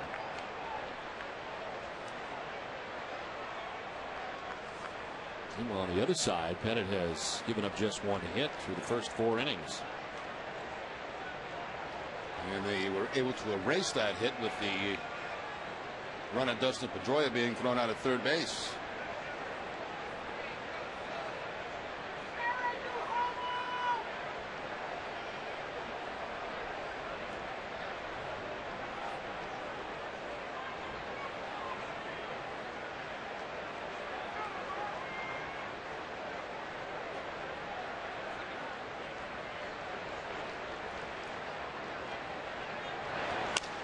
Teixeira, that was in on the hands, kind of fists it out towards shallow center, and diving as Ellsbury can't get it.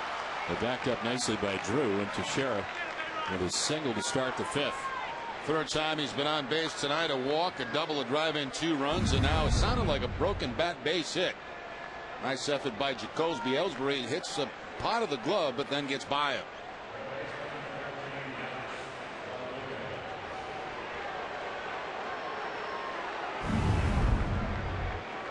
Teixeira at first base to start the 5th inning. Alex Rodriguez, who is 2 for 2.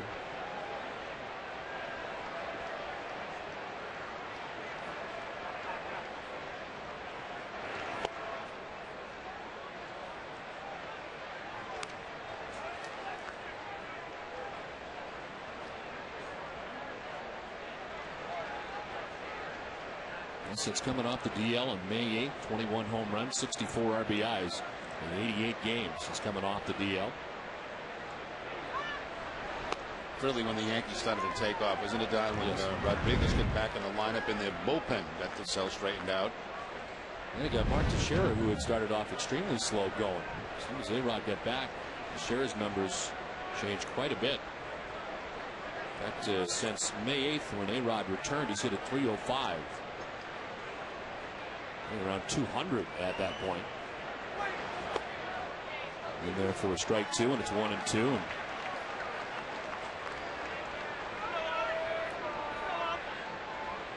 Michael Bowden had been warming up in the 2nd inning, back up again.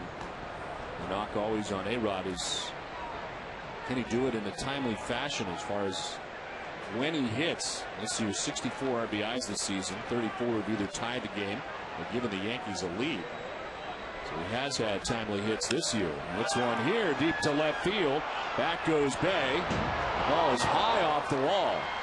Heading for third is Teixeira. A-Rod with a very long single that nearly got out of here.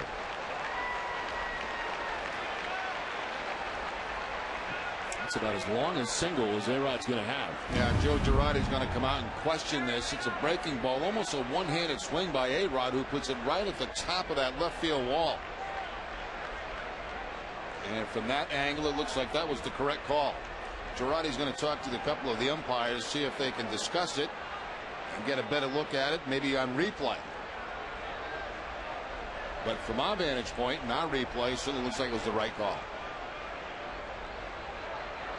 You know, sometimes it hits off that ledge and comes back, but that's not the case. This one appeared to be below that red line. They'll get together, see if they review this or not, but coming together as a group. And of course, Joe West, who has a play tonight, is the crew chief.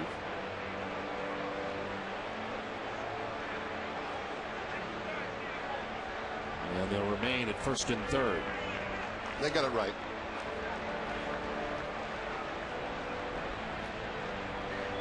Take one more look at it as you see it hit right at the top, very top of the left field wall. And then come back into the field of play. That's going to do it for Brad Penny as Terry Francona makes the pitching change here in the 5th. 6-1 New York.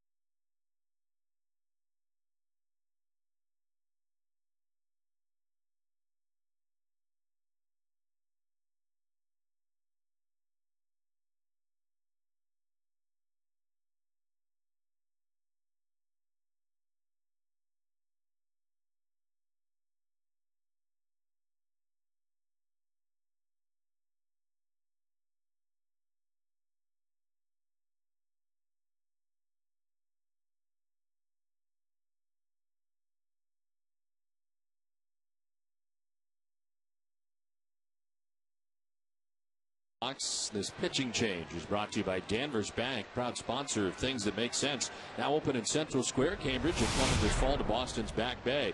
To learn more, visit danversbank.com. Danvers Bank makes sense. Michael Bowden, the new pitcher for the Red Sox, is Pawtucket numbers, 22 starts with the Paw Sox, and was up in the 2nd inning, back up here in the 5th, and comes into the game with runners at 1st and 3rd. Last time he pitched in the big leagues was against the New York Yankees out of the bullpen. A couple of innings, a couple of scoreless innings.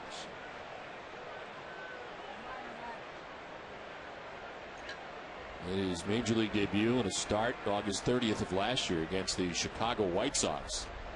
And he comes into this game with the Red Sox trailing 6-1. The Yankees batting in the 5th, 1st and 3rd, nobody out. Hideki Matsui, the batter.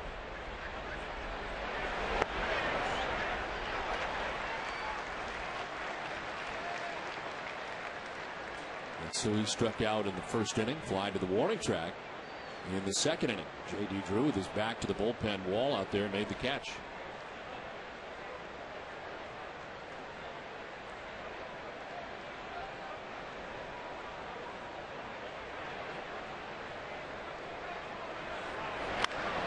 High drive again to right. Drew is back. And he won't catch this. It's into the bullpen. Matsui hits a 3-run home run, and the Yankees take a 9-1 lead.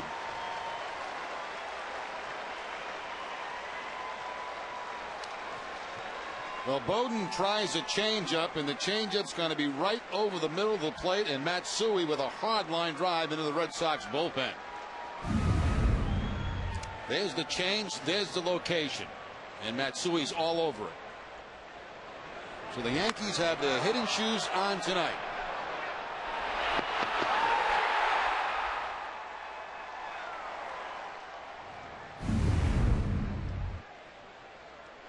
So 2 of the runs are charged to Brad Penny, who ends up being charged with 8 runs in 4+ innings.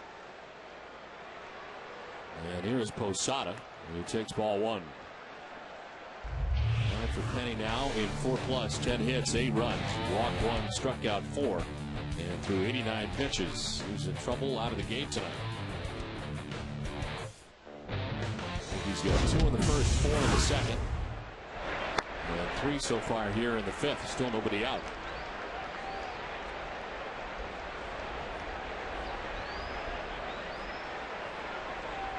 He's shifted and is now blowing out towards left center field as Posada bats for the 3rd time tonight. Singled in the first, struck out but reached in the 3rd.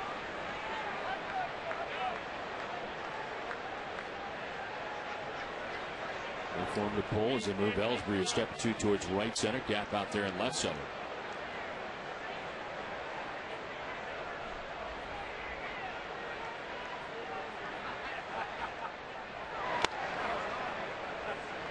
For strike 1, it's 3-1. Seen a lot of Bowden work. He'll feature that fastball around 92, 93 miles an hour. The slider and the changeup. The changeup, Matsui hit for the home run. 3-1 fouled off. He stands as far on the first base side of the rubber as he possibly can.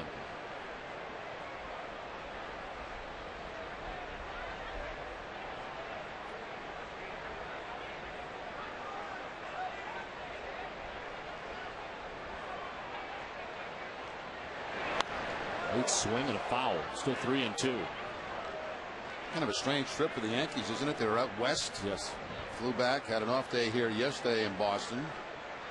He started in Seattle, then went to Oakland, and got here at about 8 o'clock in the morning yesterday. That's always fun. Been there, done that. But they had the off day in Boston, and then tonight, starting this 3-game series. And as a walk for Posada, it's down to first base.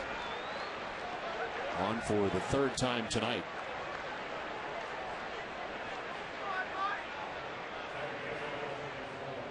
Well, on Monday night, don't miss the premiere of NESN's newest show, Pocket Money, presented by Ace Tickets. Hosted by New England superfan Paul Fitzy Fitzgerald. Pocket Money gives people on the streets of New England a chance to win some extra cash just by answering sports trivia questions. Catch the premiere this Monday night after sports does. And we understand Fitzy's going to be in the booth on Monday night. Look forward to that. I think we met Fitzy.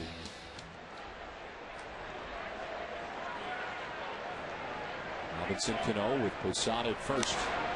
His first pitch swinging and fouls it off. You know Fitzy personally? No, I don't, but I'm looking forward to Monday.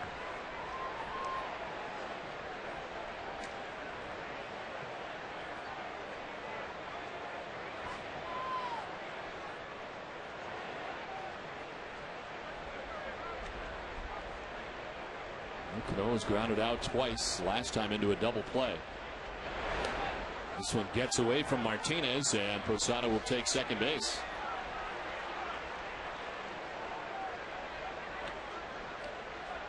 Well, the Red Sox in the midst of a very ugly inning. Back-to-back base hits, the 3-run home run by Matsui, the walk, and now got a pass ball. Charge him with a wild pitch. Could have gone either way. Yep.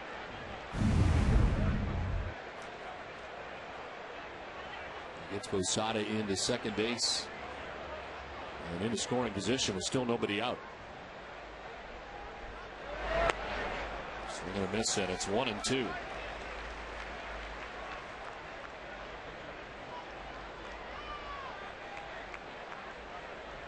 Bowden has now appeared in 104 career minor league games, 101 starts over parts of 5 seasons in the Red Sox organization. Owns a 33-25 mark with a 3.16 ERA.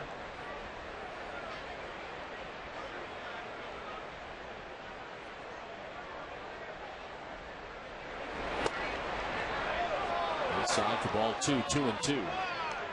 Of course, that umpire is set up on the inside corner between the catcher and the hitter. Gets a very good look at that inside corner. See what the Amica pitch zone says. Just inside.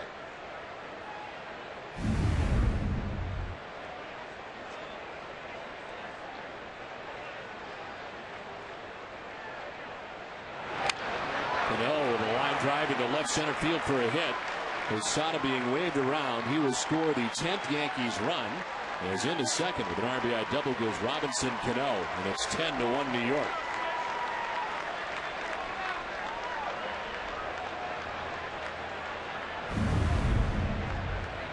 Ball supposed to be inside to Cano, but it stays down and out over the plate, and Cano with that inside-out swing finds that gap in left center field. Well, the Yankees have put some good swings on the baseball tonight.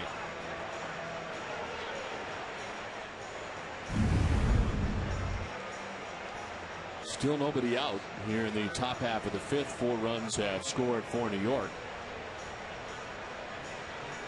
Herb has not yet recorded an out.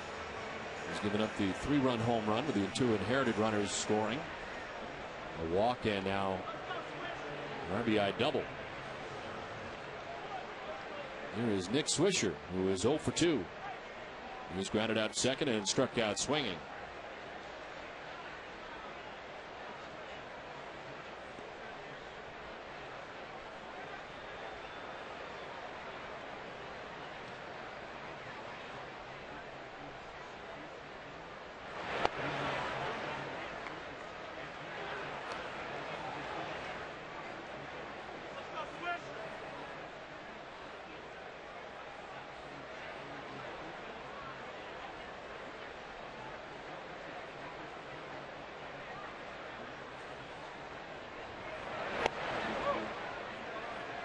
He went, says Joe West, and it's a ball and a strike now to Swisher.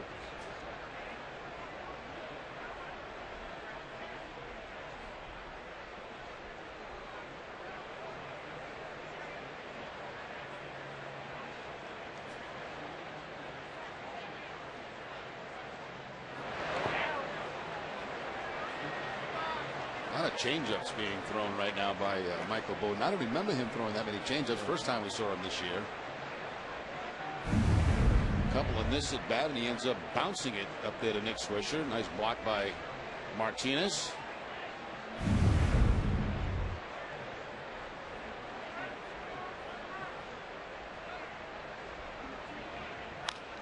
On the ground right side, Pedroia will throw to first for the out, and there's the first out of the inning.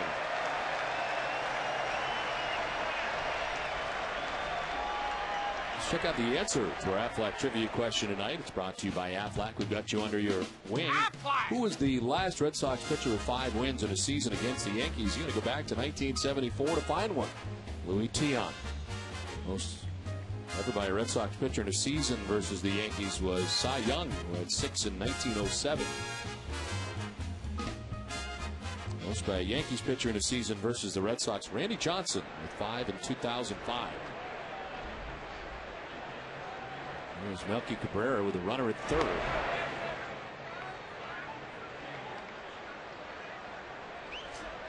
Cabrera with a single in the second, grounded out in the fourth, 1 for 2.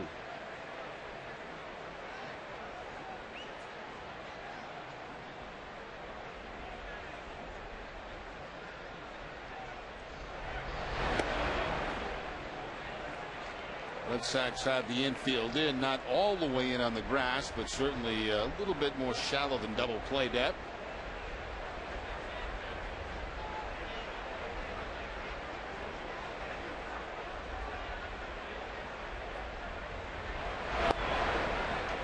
There's ball 3. Tim Wakefield tonight pitching for the Pawtucket Red Sox. Here are the numbers.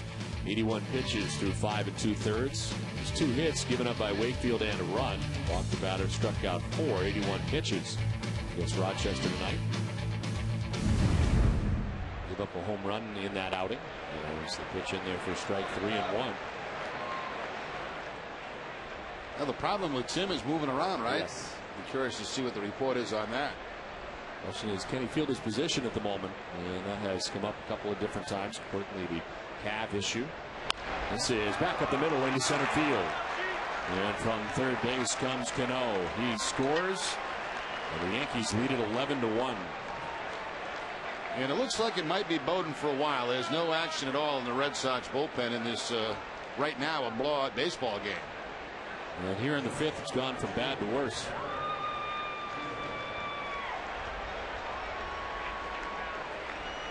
So far, a 5-run fifth inning.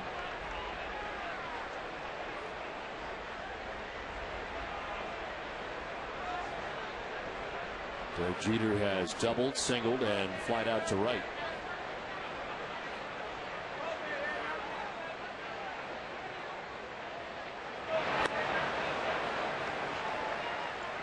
I've noticed, Don, it seems like Jeter has swung at more first pitches since he's been in that leadoff spot.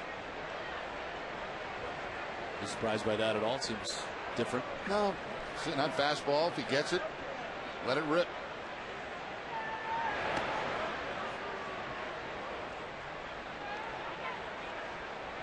Whatever he's doing is working. He has been red hot lately, and tonight with a couple of hits to keep it going.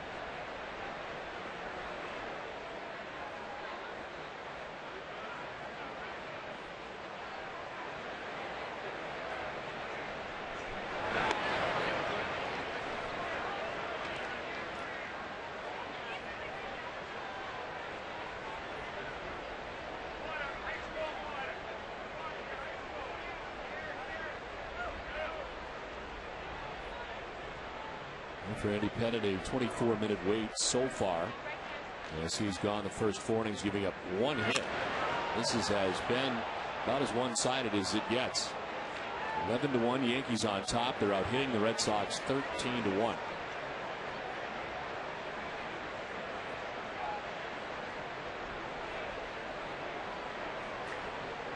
And Pettit moving around.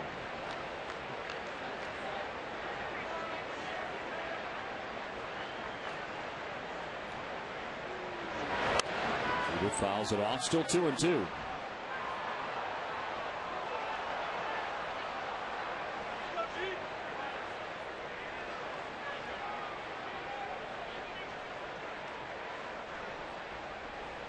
He's blowing out at the moment.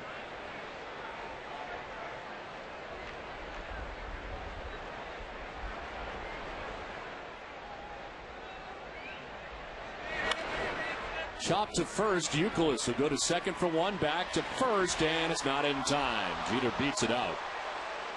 You had Melky Cabrera at second base for the second out of the inning, but Jeter reaches at first. And the only reason it was that close at first base, very quick work by Gonzalez at shortstop to get that return throw to first base. Nice spin around move there by Kevin Youkilis. Look how quickly Gonzalez gets rid of the ball. Bowden covering the bag, but Jeter just beats it out.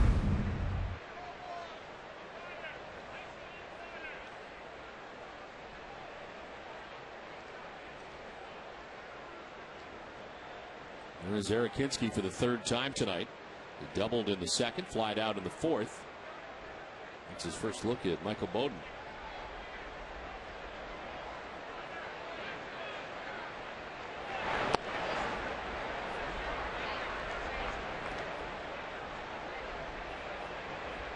One series left after this series here at Fenway Park against the Yankees. It's in New York, September 25th through the 27th.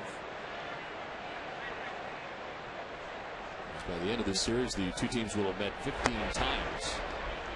I wanted to ask you, Don, I have not visited the new Yankee Stadium. Your impressions?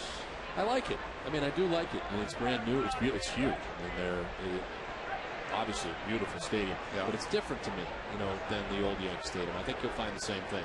It's not as loud, I understand. No, it seems like the seats are back rather than hanging over like they used to. Right.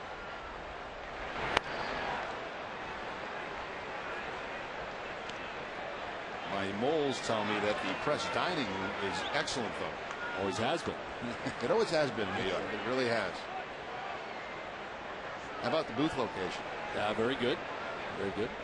Very similar to where it was in the old place. No chicken in the basket, though. That's the only thing they don't carry over. Leo pitches up high, ball 4. Oh, boy. Lewinsky down to first base. This is big time ugly right now. And a long way to go.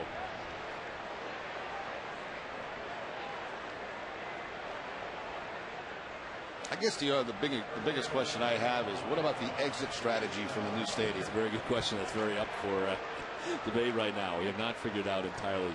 I mean, you get out quick. It's just what happens when you get out. It's not happening as quickly as we like. Private car or yes. cab? No, you got to go private car there. Yeah. Cabs are tough to come by.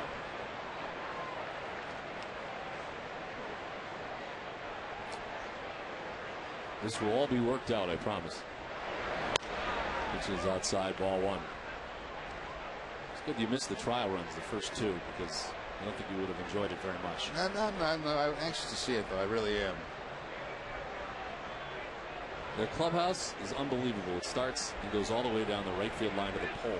The Yankee clubhouse. Yes, the Yankee clubhouse. Well, they could have used that type of clubhouse in the old days when you guys like Reggie Jackson and Nettles, who were always fighting, doing something. You know, you get a little separation in the clubhouse. Some of the complaints by the media is that you don't see any of the players in the main clubhouse at any point. That's the whole idea of it. I think that's what they were after. Can't seem to find any players when you're in there.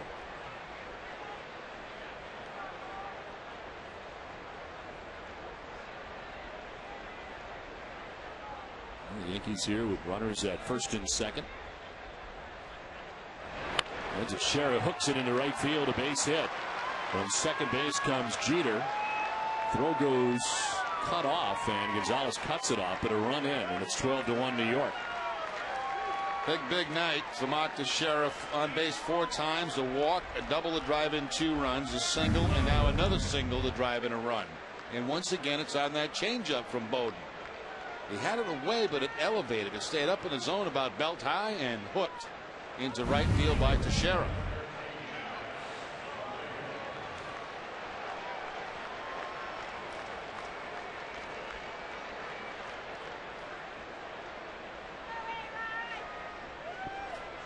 With 2 on and 2 down. Alex Rodriguez with 3 hits in the game, all singles, as he bats here in the 5th. Worked with 14 hits.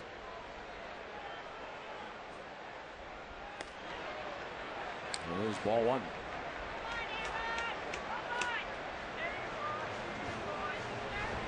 Let's check in with Tom Caron for a game break. TC.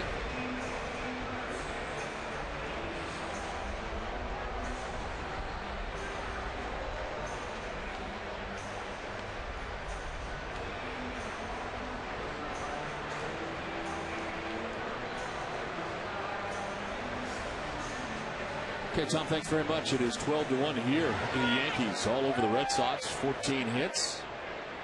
And still batting in the 5th. They have scored 6 times.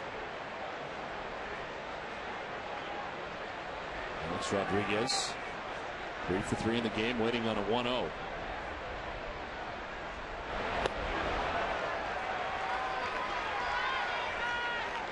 Rodriguez sitting on fastball in that 1-0 count. He got the slider from Bowden.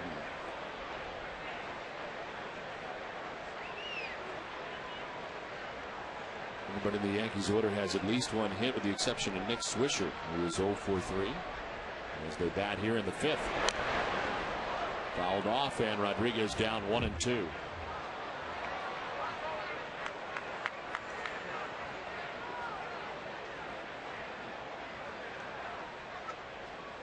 Bowden came on in the middle of this inning, is about to throw his 40th pitch since coming in.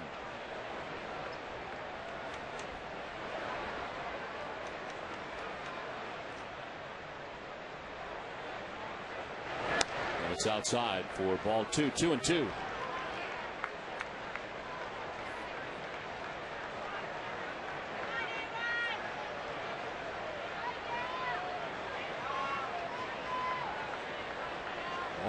Long wait for Andy Pettitte. 69 pitches through the first 4.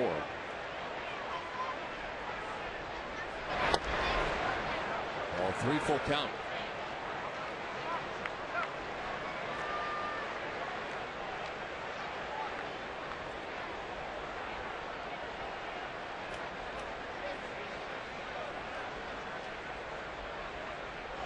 Linsky at second, to share at first with 2 outs in the inning.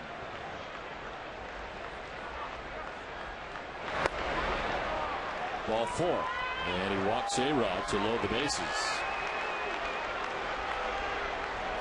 Monday night after Red Sox Monster Monday, Olympia Sports presents the Boston Globe's Red Sox Game Day Live with Tom Caron, Jim Rice, Heidi Watney, Jerry Remy, and me. Take a look at the White Sox new additions, Jake Peavy and Alex Rios. Clay Buchholz takes the mound versus Freddie Garcia. We'll have special guests from the Jimmy Fund as we get set for Thursday's radio telethon. It's all coming up Monday night at 6 only on NESN. Bases loaded for New York. With 2 outs here in the Top half of the 5th inning. Yuki Matsui with a 3-run home run in this inning. First batter that Michael Bowden faced. He takes ball 1. There is action finally in the Red Sox pen. Manny Del Carmen about to start warming up.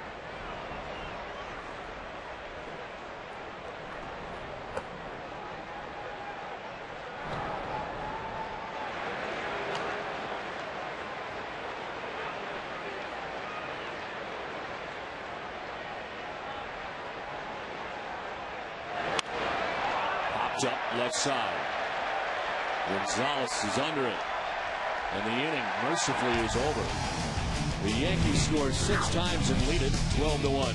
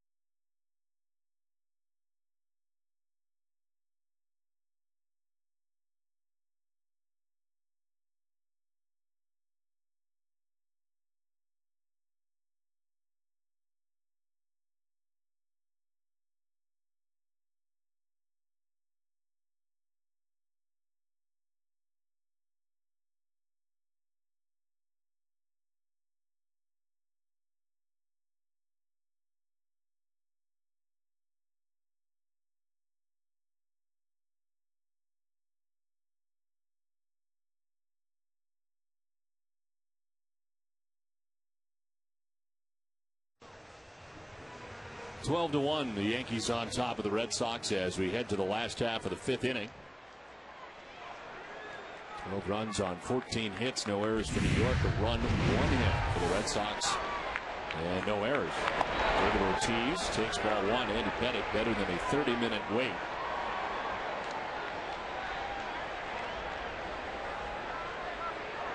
Ortiz a walk his first time up. 1 of 2 walks given up by Pettitte. As he takes the strike, and it's 1-1. To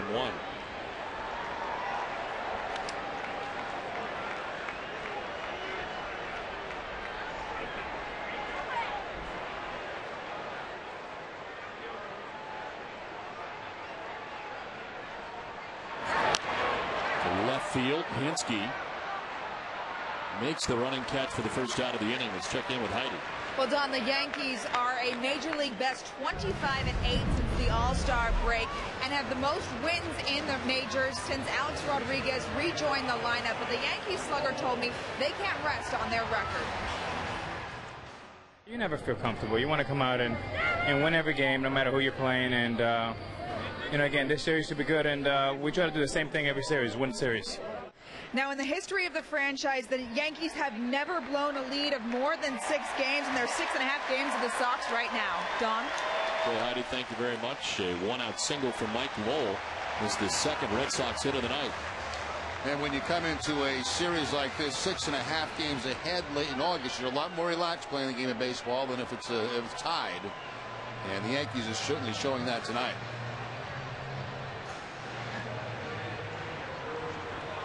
We're going to have a pinch hitter coming up for the Red Sox for J.D. Drew and his return to the Red Sox as Rocco Baldelli activated from the 15-day DL.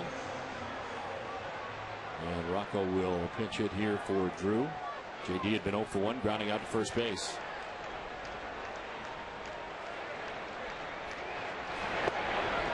Baldelli takes strike one.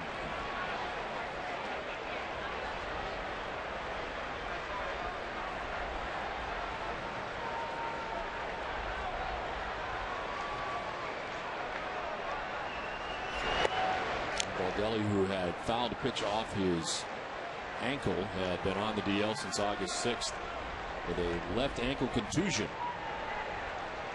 Made 2 rehab appearances with the AAA Paw Sox, 1 for 6 as DH with the Paw Sox.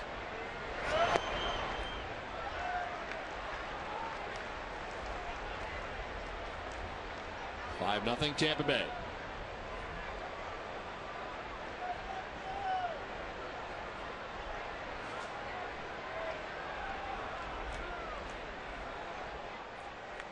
Two and one, the count to Baldelli. To center field, and Cabrera headed back. That's up, and that ball is off the top of the wall. Roll heading for third base. It's a double for Rocco Baldelli. And some signs of life from the Red Sox here in the 5th. That ball got over Melky Cabrera's head in a hurry.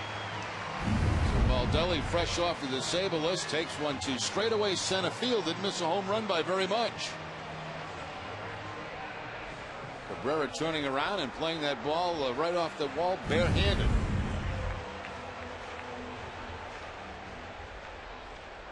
So second and third, one out, and Alex Gonzalez, the batter. He struck out swinging in the 3rd inning, 0 for 1.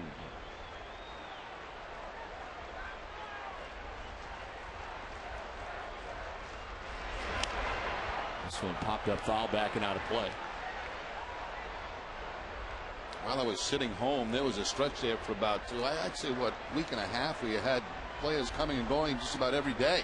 It's like 7 out of 9 days I think they had a roster move, and it was up and back, and today no different. Two guys up, 2 guys down. It's been a busy time for Terry Francona. Also the juggling and the rotation of where to put Victor Martinez on a nightly basis has been also interesting to watch. It's been easier lately for Terry Francona. Victor Martinez, of course, catching now the last 4 games, and Terry saying Baritek will catch the next 2.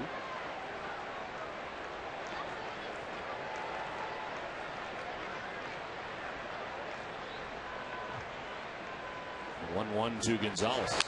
On the ground towards third. A-Rod across the diamond for the out, and it's out number 2.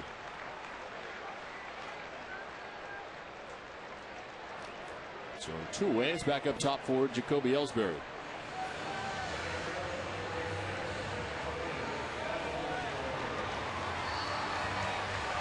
The Watt stole a base to tie Tommy Harper's team record for 54 in the year back in the 1st inning, and struck out swinging in the 3rd.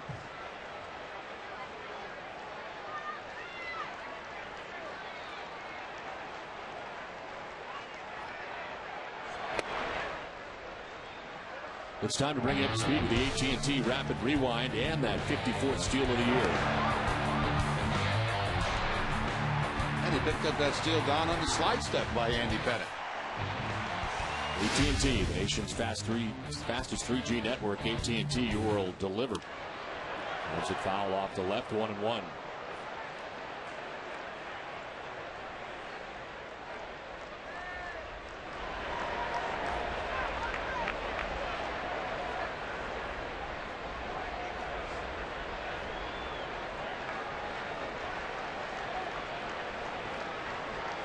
Third base, Baldelli at second.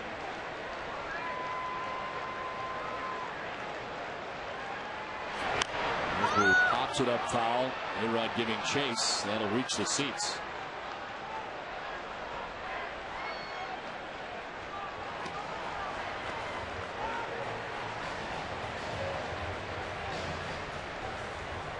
They're trying to get through this 5th inning. He's at 83 pitches. His team's on top 12-1. A 36-minute wait as the Yankees are putting a 6th spot on the board in the top half of this inning. A single and a double, second and third, 2 down. And the 1-2 misses for ball 2, 2-2.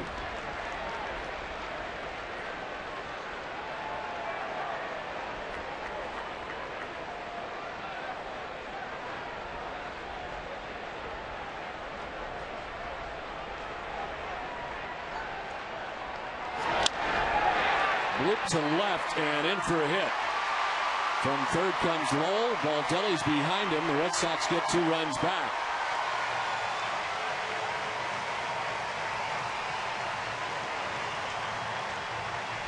Well, we mentioned earlier in the ball game that Ellsbury hits Danny Pettit pretty well. This is a tough pitch. That ball's down and away, but Ellsbury somehow able to cover the outside part of the plate and slap that ball in the left field for the base hit. So with that, a couple of runs come across for the Red Sox.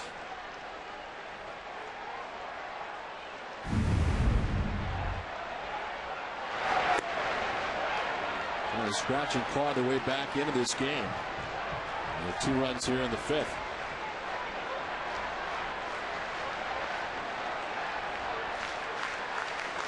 Pedroia's fly to right and doubled. 1 for 2. It's 2-0.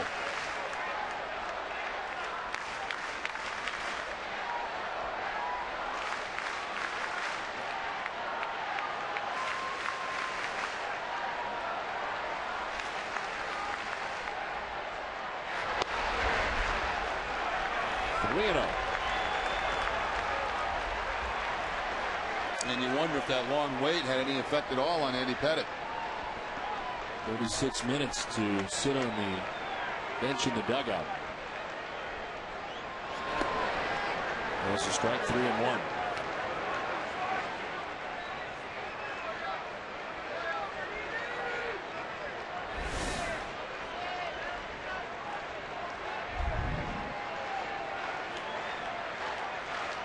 Pitch 90 is a 3-1. And it's strike 2, full count. And Dustin trying to draw the ball forward here, but looks like a pretty good pitch.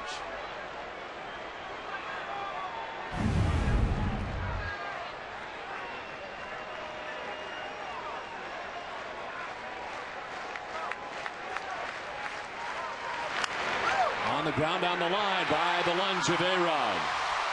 Ellsbury heading for third and beyond. He'll be waved around. He'll score on the double for Pedroia. It's 12-4 New York. Well, Red Sox fans finally have something to cheer about this inning.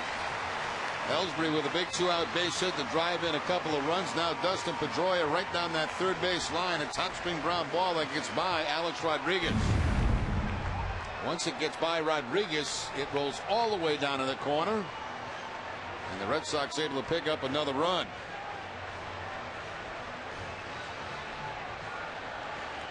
Well, that's a goodbye. Eric Hinsky out there in left field. Even if he feels it backhanded, he's not going to get Jacoby Ellsbury at home plate.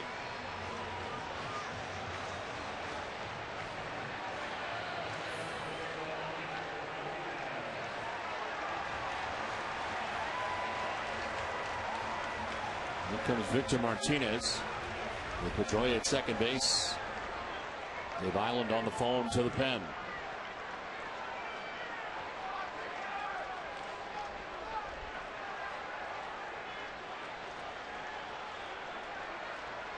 Ryan Bruni, right-hander, first up. And running into trouble here in the 5th, trying to get through the inning.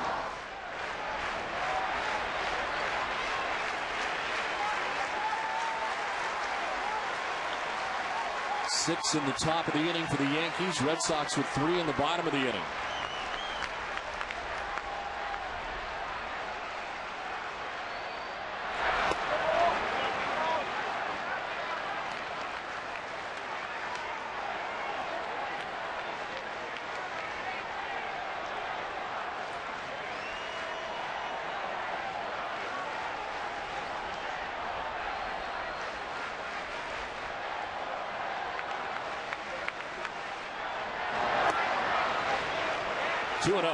And Pettit wanted that pitch bad. He thought he had a backdoor curveball on the outside corner.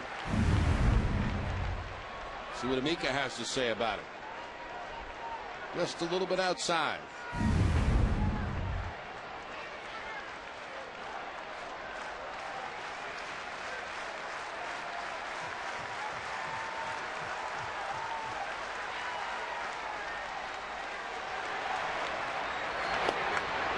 That's a strike, 2-1.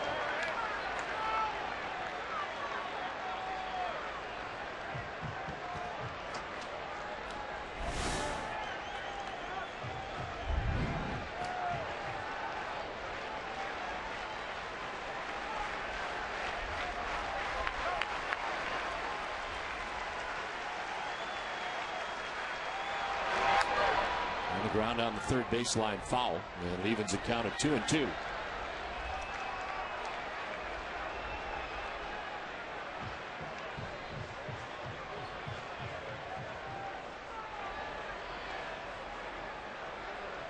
Hit about straight away on Victor Martinez, who bats with 2 outs, and Dustin Pedroia at second base. It's been a 3-run bottom of the 5th.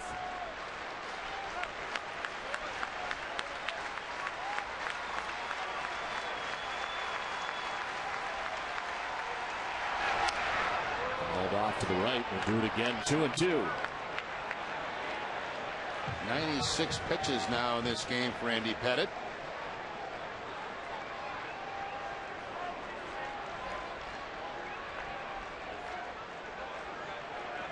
He's at 69 coming into this 5th inning, and it has been a taxing one for Pettitte.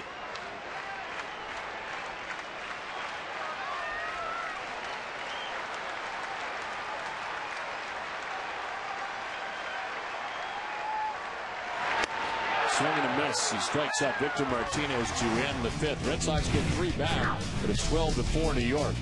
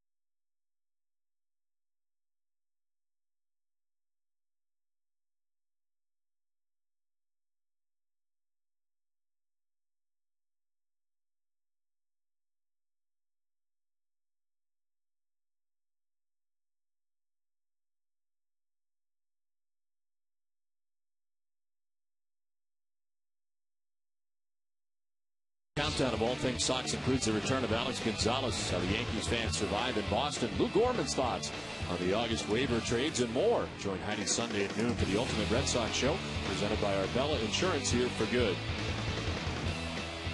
With some changes for the Red Sox who move along to the 6th inning. Rocco Baldelli stays in the game in right field after a pinch hit for J.D. Drew. Nick Rain is in the game in left field. As Jason Bay is the rest of the night off, and at first base, Casey Kochman into the game. Youkilis with the rest of the night off. So it's on now to the top of the 6th inning and more. Michael Bowden.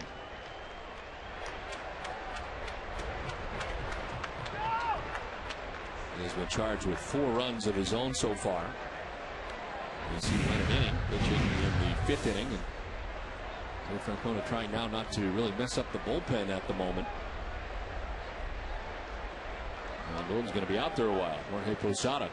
Well, that's one of the reasons he was called up today. And of course, Francona didn't want this kind of result. But this is the reason they did call up Bowden today, to give him some innings in case a game like this broke out tonight.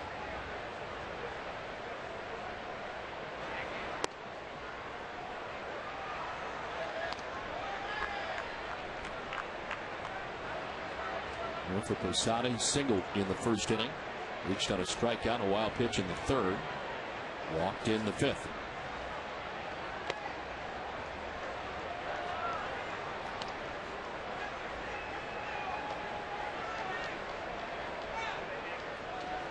Penny tonight, 4+, giving up 10 hits and 8 runs. Walked the batter, struck out 4.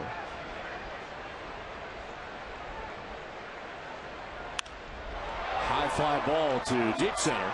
Ellsbury headed back to the triangle, and it's high off the wall. Posada to second base with a double to start the 6th inning. That ball's taken off, isn't it, Don? It sure is. Especially straightaway center field. Mentioned that slight breeze blowing out in that direction, and Posada goes very deep over the head of Ellsbury to pick up the double. So he's got a nice night going for him. A single, a drive, and a couple back in the 1st. A walk, and now the leadoff double here in the 6th inning.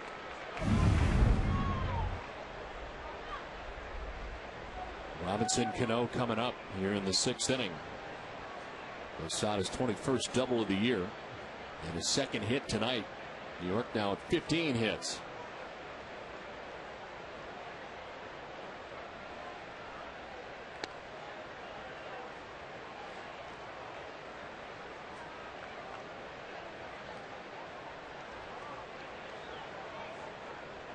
Well, about to throw his 50th pitch.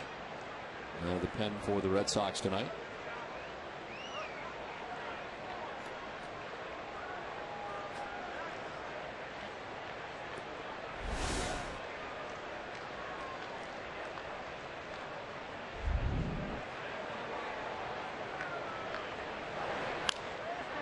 Fly ball shallow center. In comes Ellsbury. And he makes the catch for the first out here of the 6th inning. Where can you score the coolest Red Sox gear in town? Check out BostonGlobeStore.com. The Boston Globe Store has everything for the diehard fan, like autographed memorabilia, Red Sox photos, souvenirs, and more. Shop online, shop anytime. Shop BostonGlobeStore.com. One out here in the 6th inning. Jorge Posada's at second base, and Nick Swisher's the batter. Lone member of this Yankee starting 9 has not had a hit tonight. He has grounded out, struck out, grounded out again.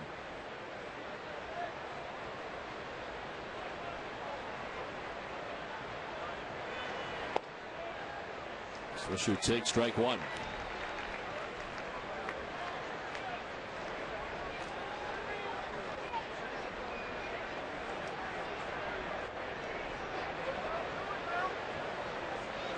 Switch base safely in each of his last 28 games. Longest streak for a Yankee this year, and has not yet reached tonight.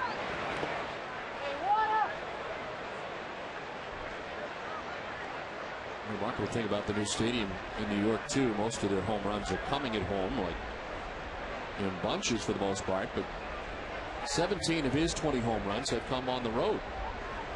A lot of those home runs in Yankee Stadium to right center field too. Yes.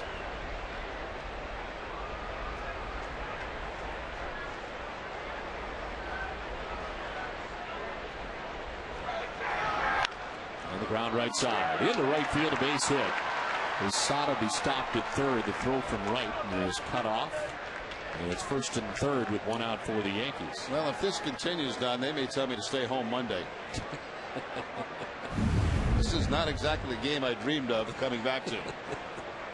Another ground ball that finds a hole between 1st and 2nd, so now everybody in the lineup has a base hit. And Swisher is on for the 29th straight game. So 1st and 3rd, 1 out, and Melky Cabrera coming up.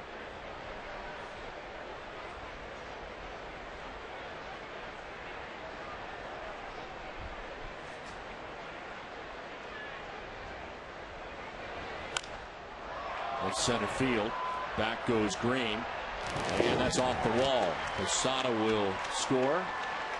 1 run is in, and it is 13-4 New York. It's an RBI double for Cabrera, his 3rd hit of the night. Yeah, he'd been struggling coming into this game. I mentioned 4 for 31, but 3 hits now, 3 for 4 in the game tonight. And again, in Bowden's situation, you're taking one for the club right here.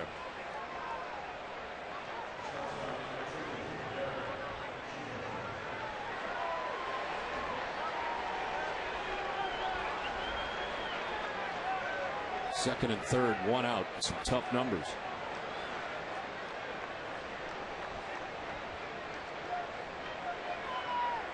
Here's Derek Jeter.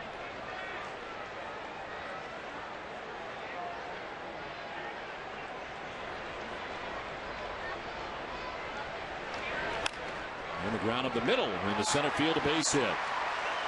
Swisher will score. Cabrera will score.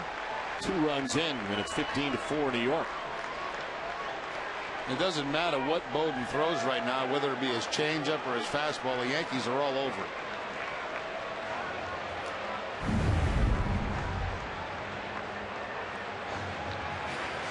It looked like it might have been a slider from Bowden that time, and right back up the middle goes Derek Jeter. Picks up his 3rd hit of the night. Jeter now with 50 multiple hit games on the season. You know, one thing about this, you hope there's no lasting effect, certainly for what is a great prospect in the Red Sox organization, Michael Bowden here, who is just not able to get anybody out. No, his stuff has not been good tonight at all.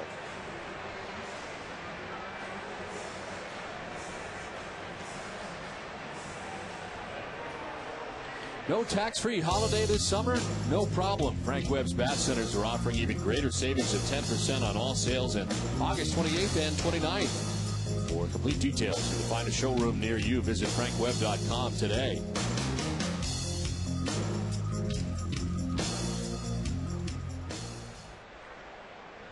There's Erikinski with 1 out in the 6th.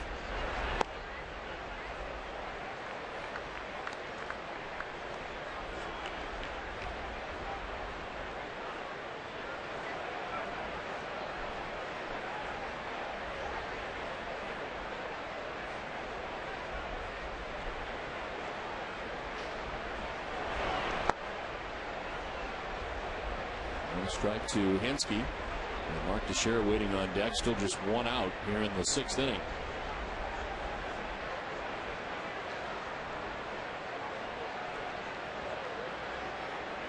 4 hits and 3 runs as Pettit looks on. Through 5, he's thrown 97 pitches.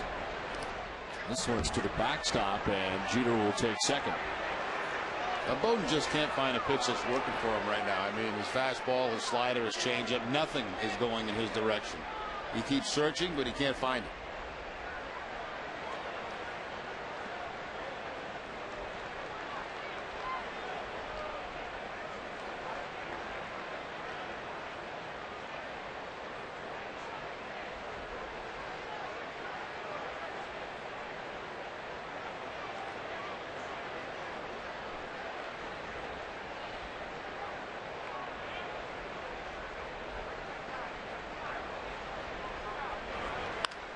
On the ground to first, gathered by Kochman. He'll take it himself, and there's out number 2. As Jeter takes 3rd on the ground out to first. Casey Kochman, a very, very good defensive first baseman. Takes the play himself to pick up the 2nd out of the inning. Adam LaRoche was here for what, a week? Maybe not even.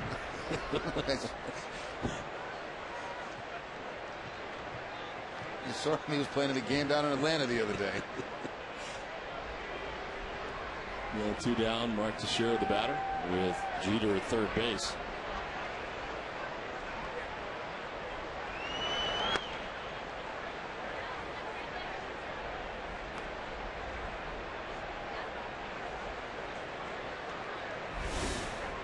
.60 pitches out of the pen.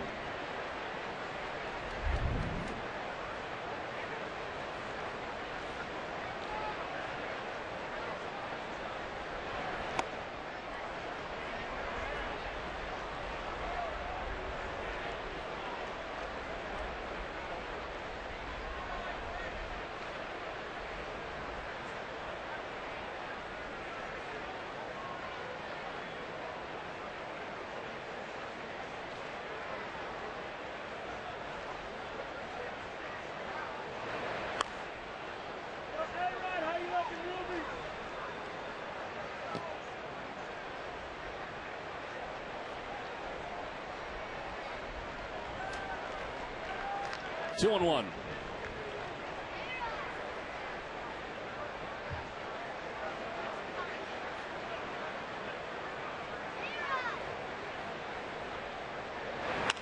Fly ball to center field. Ellsbury in a step.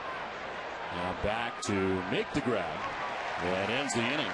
3 runs for New York in the top of the 6th, 15-4 New York.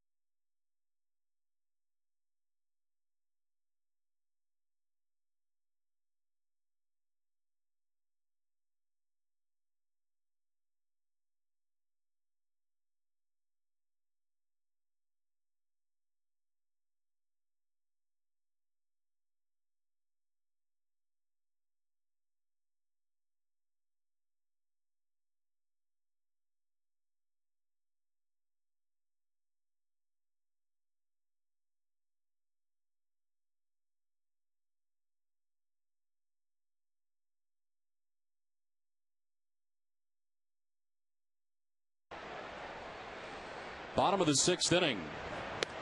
And it is Kochman who leads it off. He took over defensively last inning for Kevin Youkilis at first base. That's for the first time headed into the 6th inning.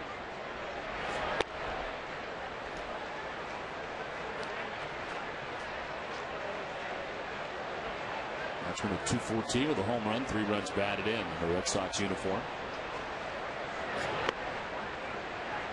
As he takes strike over the outside corner. Pettit battled in the 5th inning and gave up a total of 3 runs in the 5th. He's been charged with 4 so far. Red Sox have just 5 hits off him.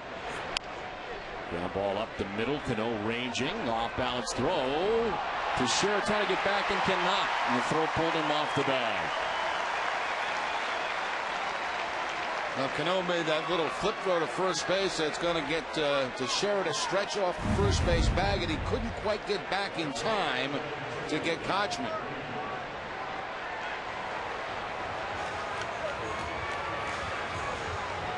They have ruled that an error on Robinson Cano. That's a tough error to get. I mean, he had to go a long way to make that play.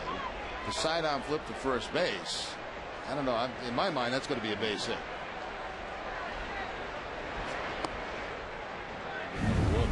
I mean, there's not much routine about this play at all. Look how far he's got to go. He makes the play, and going away from first base to sidearm flip. Now, yeah, if he makes a good throw, it's there in time, but that by no means is an ordinary play. Green to right and a base hit. Kochman headed for third base. Swisher gathers it in right, and it's 1st and 3rd with nobody out. Well, there is actually the bullpen for the Yankees, as Pettit did struggle a bit last inning. First 2 batters reach here in the 6th inning. Ryan Bruni had been up earlier, back up again.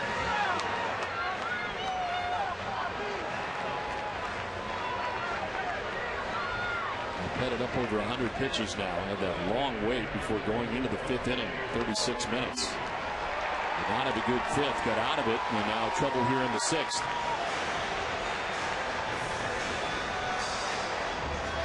1st and 3rd, nobody out.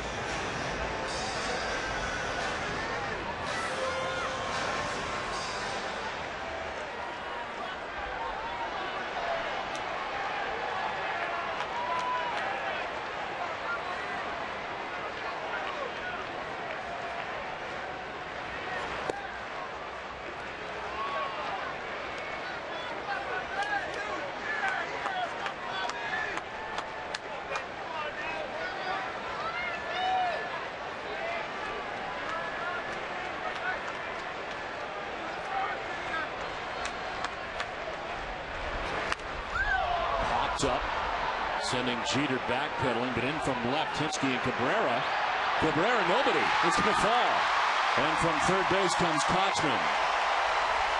3 in the area, none come up with it. Cabrera thought Hinske was going to take it likewise.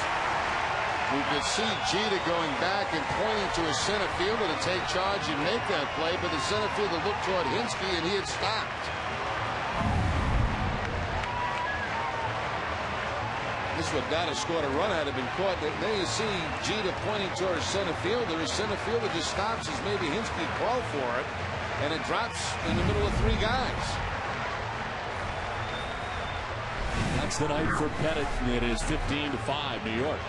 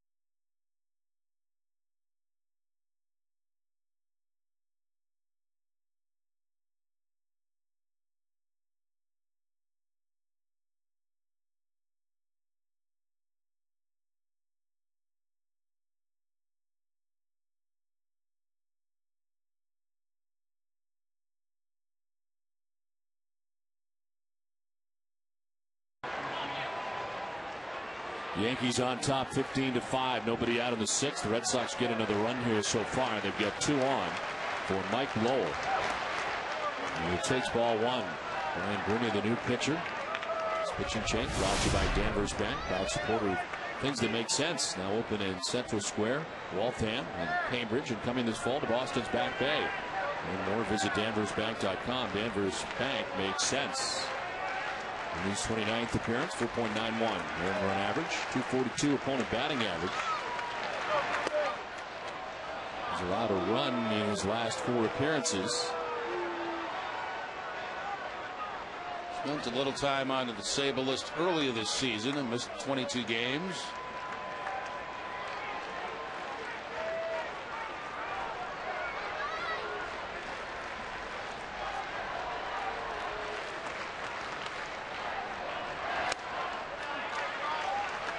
This is at 97. Some coaching going on from Posada, and it's 2-1.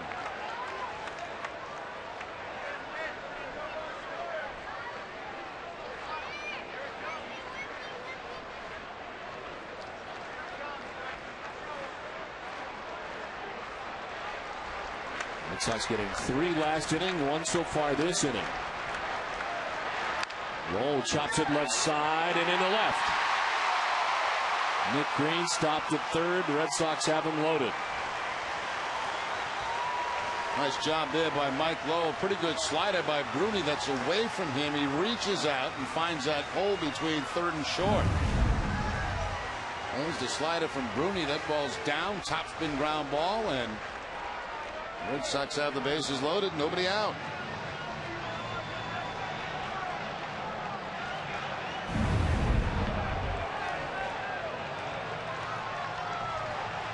Here comes Rocco Baldelli. When his first at bat doubled off the top of the garage door out there in the triangle area. Baldelli pinch hitting for J.D. Drew in the 5th.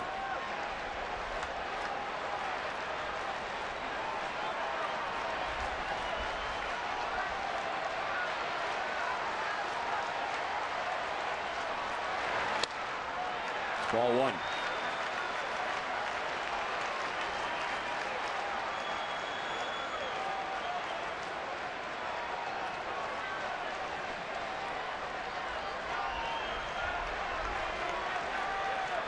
Bennett still responsible for runners at second and third.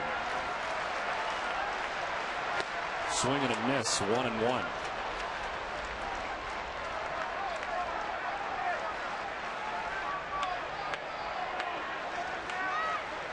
Has always been very good in this situation, trying to come through again with Green at third, Ortiz at second, Lowell at first. Red Sox making noise here, still trailing by 10 but chipping away.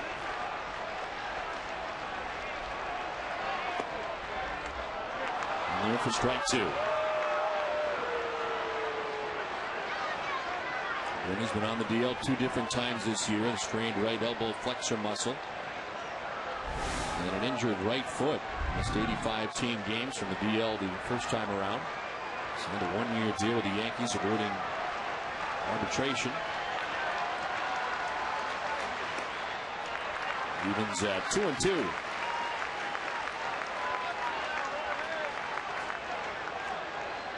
He did not pitch in the series against the Athletics. He has not pitched since the Yankees were in Seattle to begin this long trip.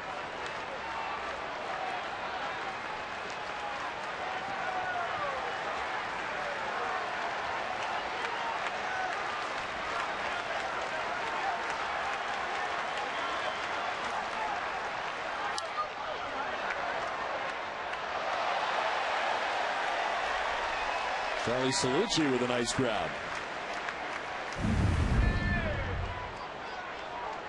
Oh, very nice. No glove, no bounce. Nice play, Charlie.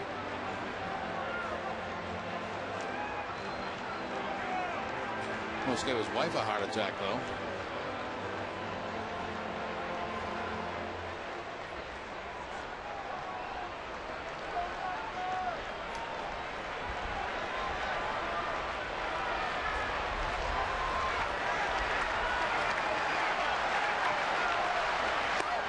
Outside ball 3, full count. The ace is loaded, nobody out.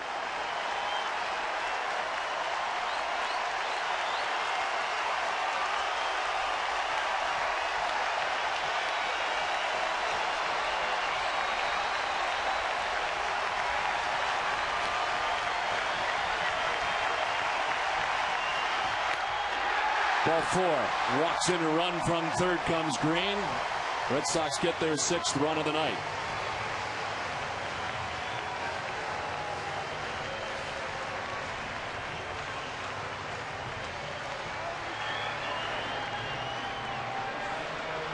That run, he has charged Andy Pettit, still responsible for Ortiz, who's at third base. And they're reloaded for Alex Gonzalez.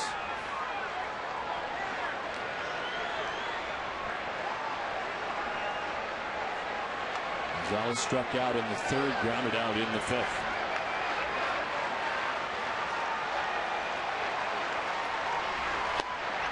Ball 1. Rooney having a real tough time getting his fastball over. He's gone through a bunch of sliders. He walked Baldelli at a slider in a 3-2 count.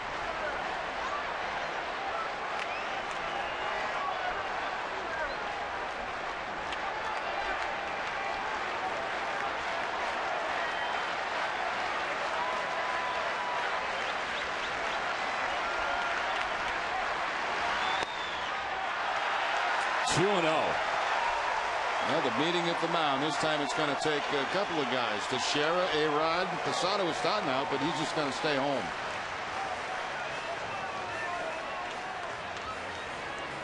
Since 1939, Cumberland Farms has been the place where so many New Englanders get their day going. If you're a fan of quick and tasty food and drinks at terrific prices, you've got just the place for you. Cumberland Farms, the official convenience store of the Boston Red Sox. Island, the pitching coach, joining the conversation. No action in the Yankees pen. Brian Bruni facing his 3rd batter since coming in. He's given up a single and a walk and has fallen behind Alex Gonzalez 2-0. So Ortiz, Lowell, and Baldelli on the base paths for the Red Sox. And with nobody out, they put 2 more back on the board here in the 6th.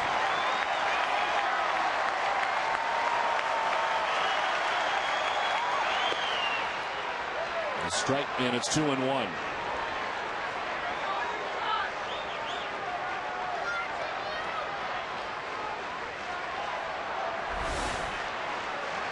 Ellsbury waiting on deck. Gonzalez is up now, batting out of the number 9 spot.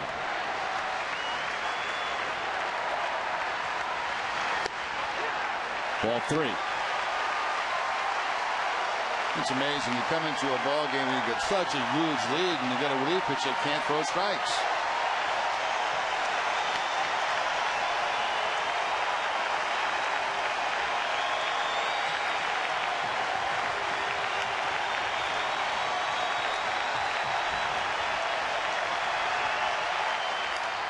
Fouled off to the right, and a full count now.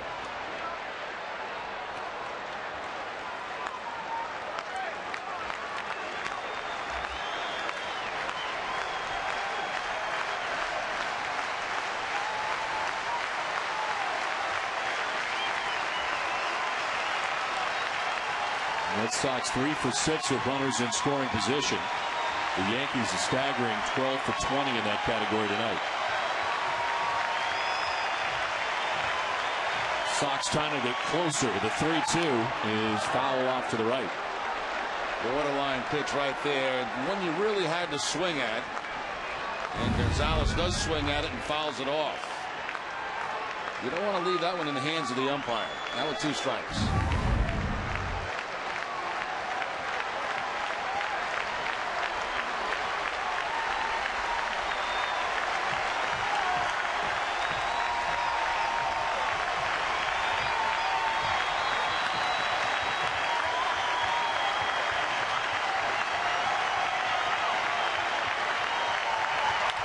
On the ground to second base. Cano to second for 1, on to first for 2. The run scores as Ortiz comes in from third.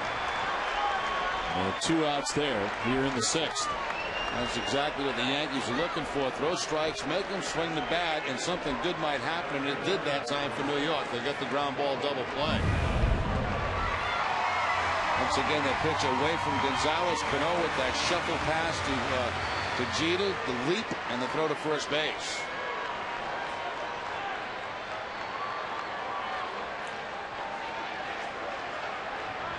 Marco Baldelli going in hard to second base, trying to break up that double play. And Jacoby Ellsbury. Mike Lowell at third base. Ellsbury is 1 for 2. Walked in the first, struck out in the third, singled in the 5th.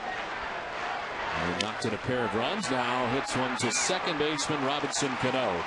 It ends things here in the 6th. The Red Sox scored 3 times at 15-7 New York.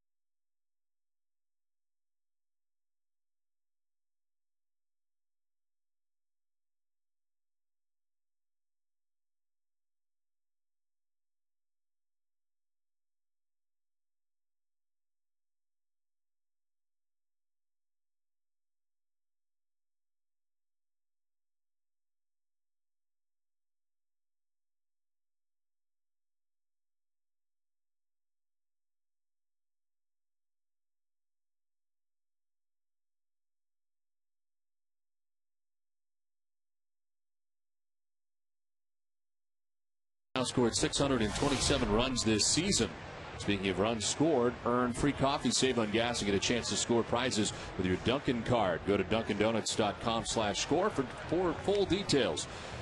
Purchase necessary, and the promotion ends December 31st, 2009.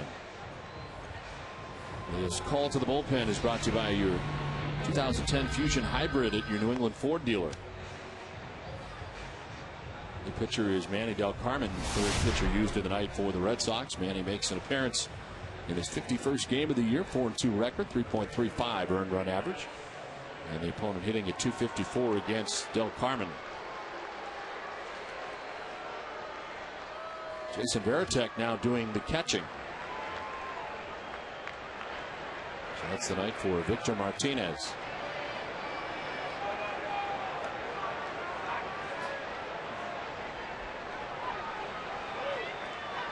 Now, if my card's right, Don, that lets empty the bench, right?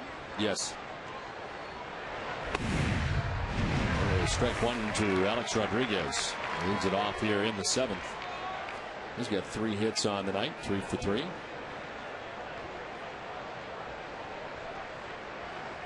Rodriguez, Matsui, and Posada scheduled to bat here in the 7th.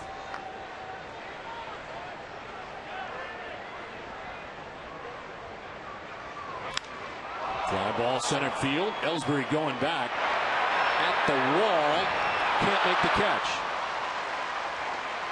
Rodriguez heading for third base, and he will get there. Well, to me, it looked like he got jammed on this. We'll have to see on the replay, but it didn't sound like he got the good part of the bat on it, but still it carries all the way to that center field wall. Now he got the hands inside the ball. He got on the good part of the bat and drove it out to center field. Sounded like he got jammed on it, but he didn't. So a triple, and it has been a while for A-Rod. First time since '06 and May 31st. He's been on base every single time tonight. 4 hits and a walk now for A-Rod. Here is Hideki Matsui. A 3-run home run in the 5th.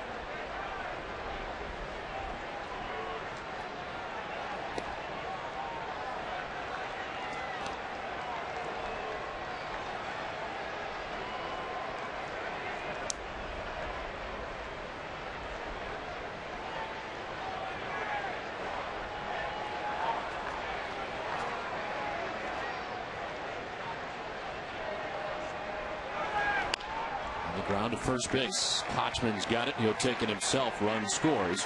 As from third comes A-Rod. 16-7 now. Dunkin' Donuts is in its 10th year of hosting local youth groups and charitable organizations in the Dunkin' Dugout, a special seating section at Fenway Park. Thousands of children have had the chance to catch a Red Sox home game thanks to Dunkin' Donuts.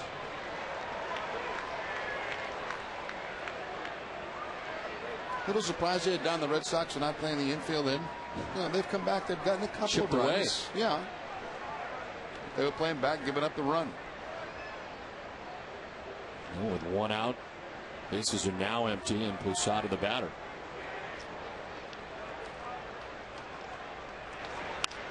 To left field, and Green coming in to make the catch 2 down. It's time for a game break, and Tom Karen, TC.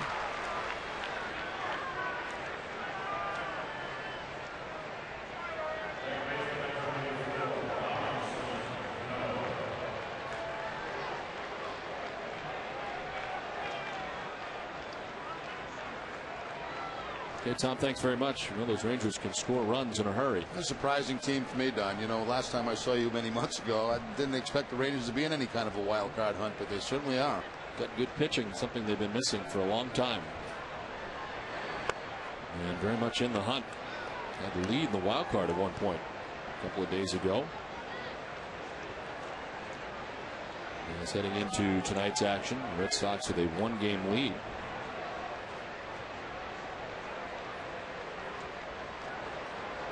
Robinson Cano running on a 1-0. Here's ball 2-0. Here's how it shakes down. Rangers game back of the Red Sox. Of course, the White Sox will be in here for a 4-game series next week, Monday, Tuesday, Wednesday, and Thursday. While they are 7.5 games back of the wild card, they're only 2.5 back of the Tigers in the Central. That's a better opportunity for them to take the division than the wild card. Right side, Pedroia to his left. And that ends the top of the 7th. Yankees get another run, lead at 16-7. Time for a Sports Desk update with Cole Wright.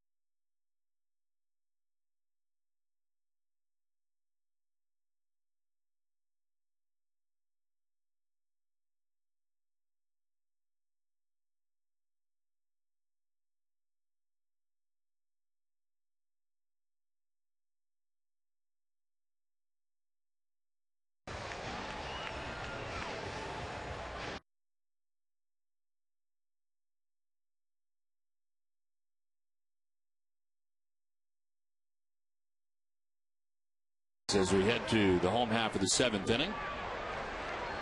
And Rooney back on the mound for New York. Dustin Pedroia leading it off here in the bottom of the 7th.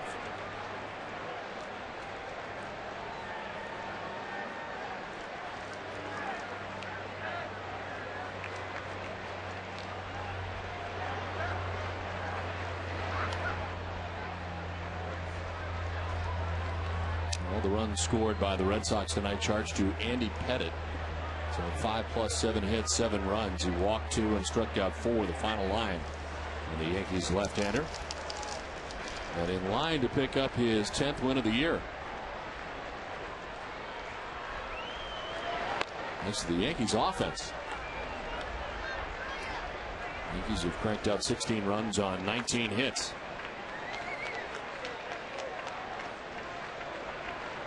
Another big night for Derek Jeter. But he's not alone in that category. Mark Teixeira's got 3 runs batted in. Matsui. This is out to right field, and a good running catch out there and right by Nick Swisher. Wow. A grab out by the bullpen and onto the warning track for the first out of the inning. Well, you never really know what to expect from Swisher out there in right field. We've seen him make some poor plays over the course of the season, yet some great plays. And a nice play going away there against Dustin Pedroia. Really very nice pickup by the Yankees. And offensively, he's had a very good year as well. 20 home runs, 64 runs batted in. He's got the first out of the 7th inning. Here comes Jason Varitek batting for the first time. Battling the neck injury lately, and Victor Martinez has been doing all the catching. Now, beginning of the season, Don didn't like the look of the Yankee outfield, but it certainly has played well. Johnny Damon, of course, in left field. Melky Cabrera's come back to have a nice season. Nick Swisher, as you just mentioned. Yeah, it appeared that they were going to really miss Bobby Abreu, and that's not really been the case. As they elected not to bring Abreu back, and of course ended up with the Angels. Now the White Sox will be in beginning Monday. 2-0 the count to Jason Varitek. Victor Martinez tonight had a sacrifice fly, grounded out, struck out, didn't have a hit. As Takashi Saito is up in the pen.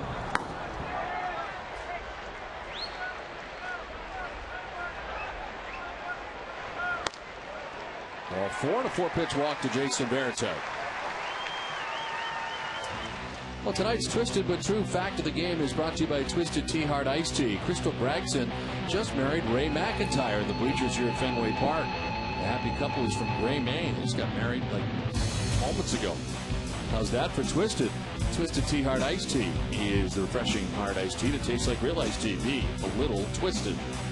Well, I thought that was just like an engagement thing. No, they got married. This is the real deal. That's why she got that thing in the back of her head. Yes. I thought it was an engagement, but it's marriage. This is it. They wrapped it up.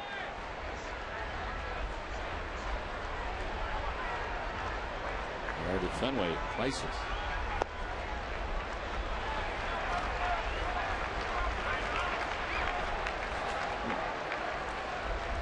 Well, we'll see. Well, time will tell.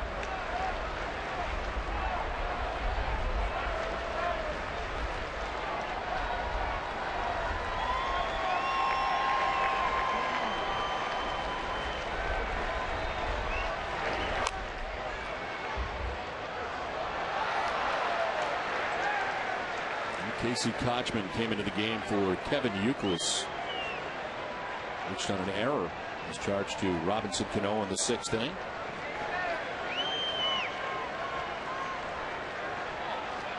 Red Sox have a 1-out base runner and Jason Varitek at first as Kochman gets hit. So a walk and a hit batsman. And it's first and second with 1 out.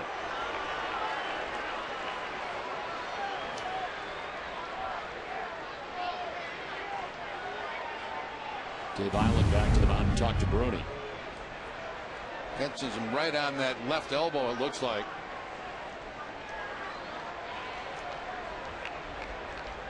Bruni's come in here with a huge lead, but really has not dazzled in this game.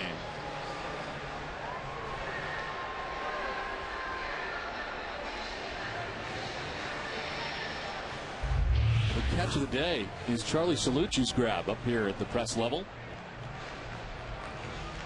That was the D'Angelo's Lobster Nation catch of the day. Find your best catch of the day at D'Angelo. The famous lobster lineup is back and loaded with 100% real lobster. Try the lobster roll, the baked stuffed lobster, or the lobster sandwich. Come on. You deserve D'Angelo. 1 out, 2 on. And a chance here for Nick Green.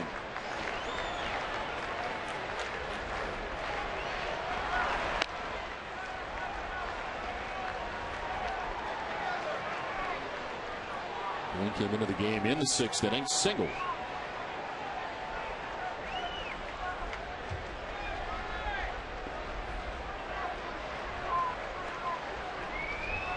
Better than the first half of the season, all of Nick Green's playing time is coming at shortstop. Now it's coming in some other spots. He made a couple of starts at second base for the Red Sox when Dustin Pedroia was back here in Boston after the birth of his new son Dylan. And now he's in left field for the Red Sox tonight.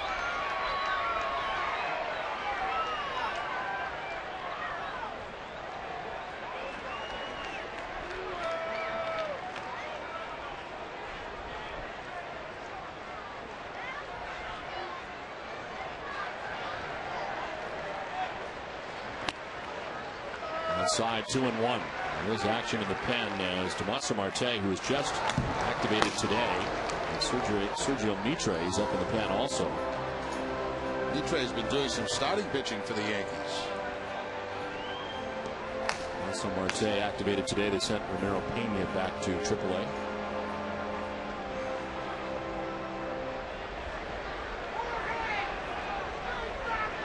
Two on, 1 out.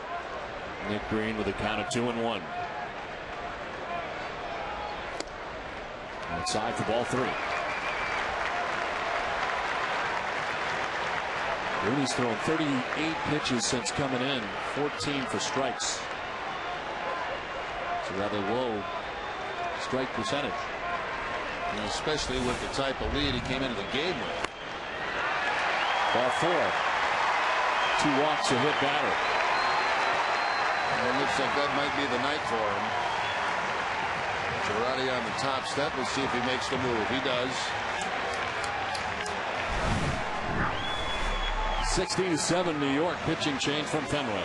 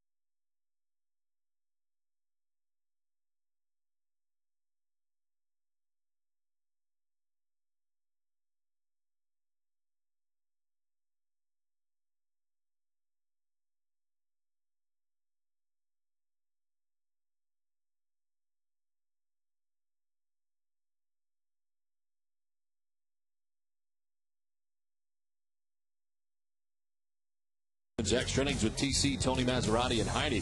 You hear post-game comments from Brad Penny and manager Terry Francona. Highlights of Tim Wakefield's start in Pawtucket.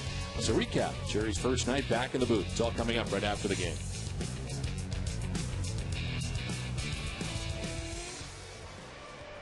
It's 16-7. The Yankees on top of the Red Sox. One out here in the seventh inning. This pitching change is brought to you by Denver's Bank, proud sponsor and supporter of things that make sense. Now open at Central Square, Cambridge, and coming this fall to Waltham and Boston's Back Bay. To learn more, visit denversbank.com. Denver's Bank makes sense. 8th appearance for Damaso Marte, just back with the Yankees activated today. 360 opponent batting average. Signed a 3-year contract with a 1-year club option this past offseason. On the DL with left shoulder inflammation. He's been rehabbing to get his way back, and here he is with the Yankees as David Ortiz stands in and takes strike one.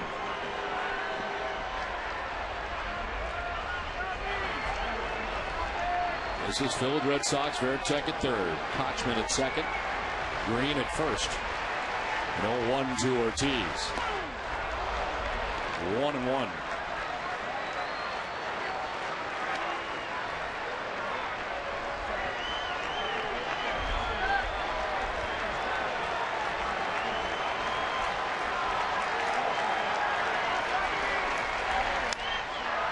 Ball to short left. Late break for Hinsky, but he's got time to recover. Makes the catch.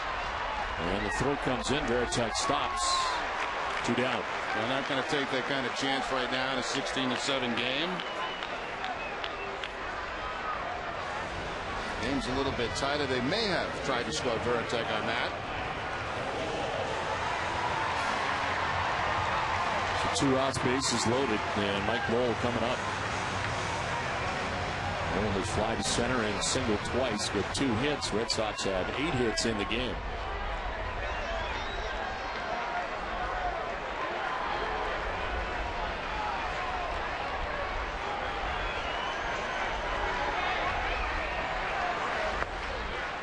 Strike one. And Brian Burney with a tough inning after getting the out of Pedroia. He walks Veritek, hits Kochman, walks Green to load the bases. He leaves after an inning in the third. Marte gets Ortiz. And Lowell fouls this off, and it's 0-2.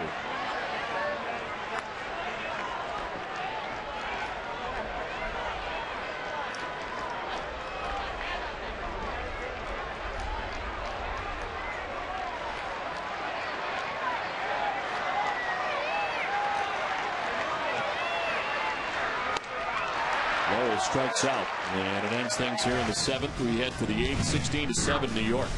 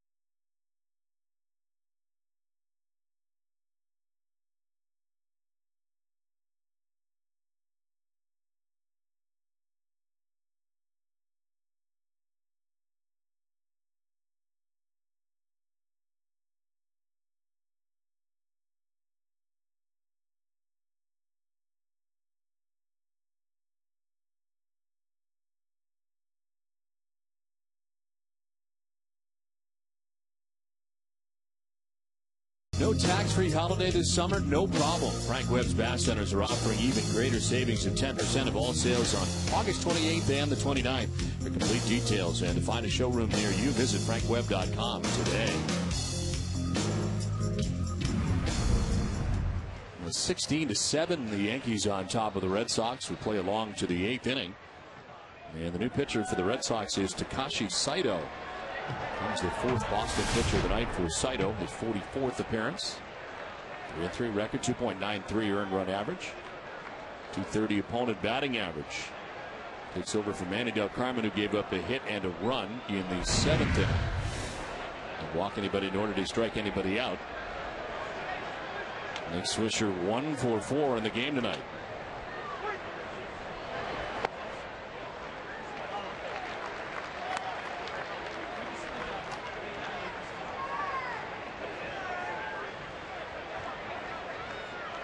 $16 runs, 19 hits, an error for New York. 7 runs, 8 hits, no errors for the Red Sox.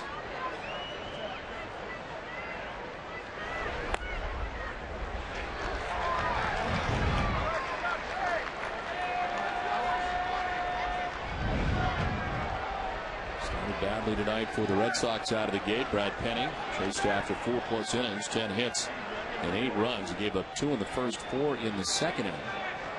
The Yankees were off to a fast start, but they just kept it going. Michael Bowden just called up today, ended up being charged with 7 runs in his 2 innings. And kind of took one for the team there for a while. It's in the dirt, and it's 1-2.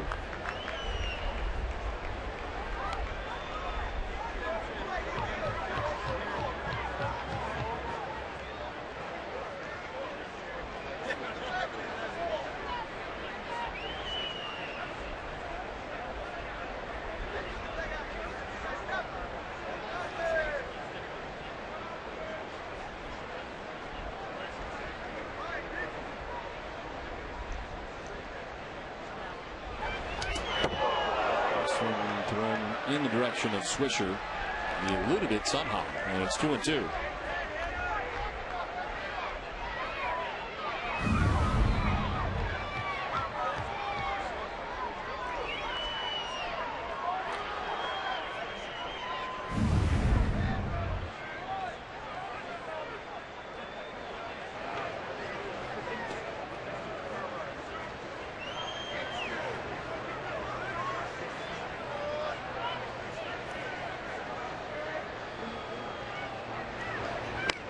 Ball away, full count.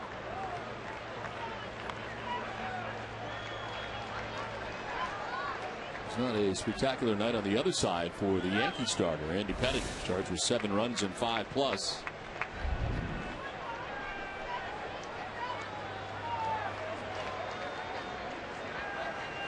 It's 16-7, Yankees lead as they bat here in the 8th. 3-2 to Nick Swisher. And a swing and a miss. Saito comes back, strike him out. First out of the 8th. Yeah, Saito goes with the breaking ball, a slider to pick up the strikeout against Swisher. Outside part of the plate, no contact.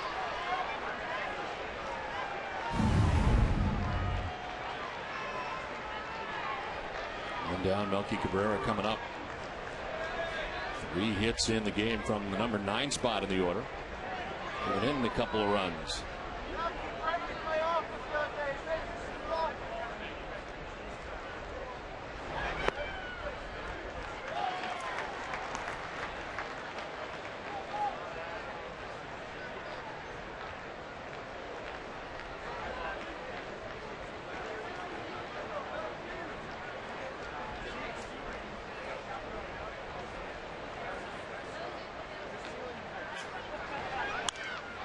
Left field.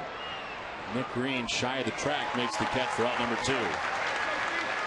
Well, next couple of games, national TV games, so you get a couple of days off time. Back-to-back. Fox, ESPN Sunday night, almost always the Red Sox and Yankees play. It's that scenario. Last time the Red Sox were in New York as well. We'll be back with you on Monday. The Red Sox and the Chicago White Sox.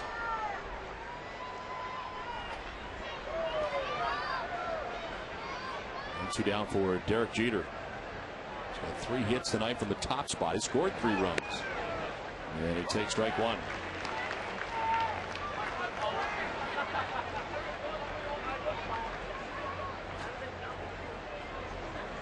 Red Sox as a team with no off days in this homestand as they come back after the trip to Toronto and Texas to play every day.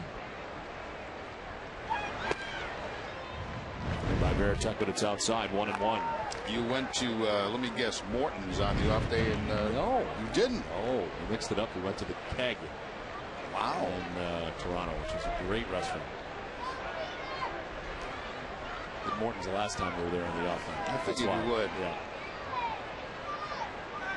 Not much changes. Broken bat, 1 hopper. Pedroia to the outfield grass, spins and fires to end the inning. We head to the bottom of the 8th, 16-7 New York.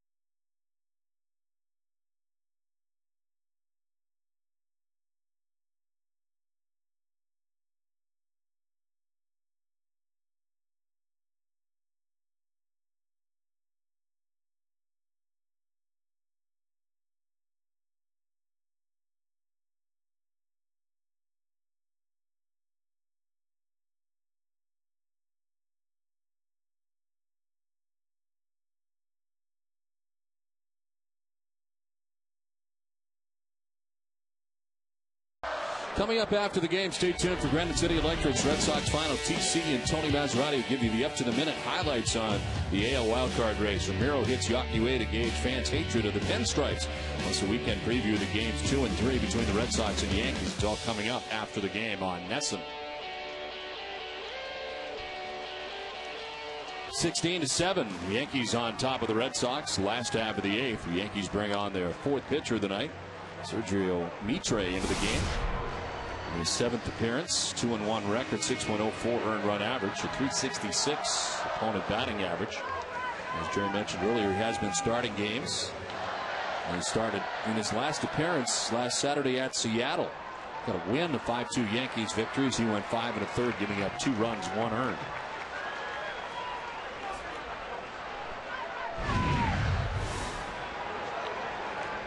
Signed by the Yankees as a free agent. And ready to work to Rocco Baldelli against the bottom of the 8th.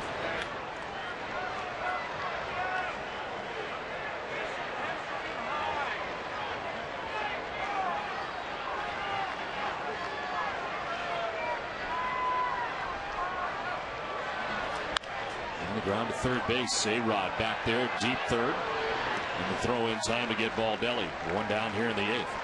A-Rod's had a very good defensive year down there at third base. Only 6 errors for him on the season.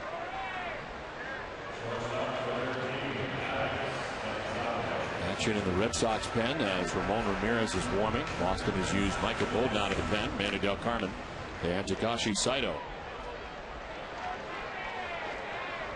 Tampa Bay has won tonight 5-3. So the Rangers going down tonight. As this one back towards the mound, sprawling off the mound is Mitre. There's 2 quick outs in the 8th.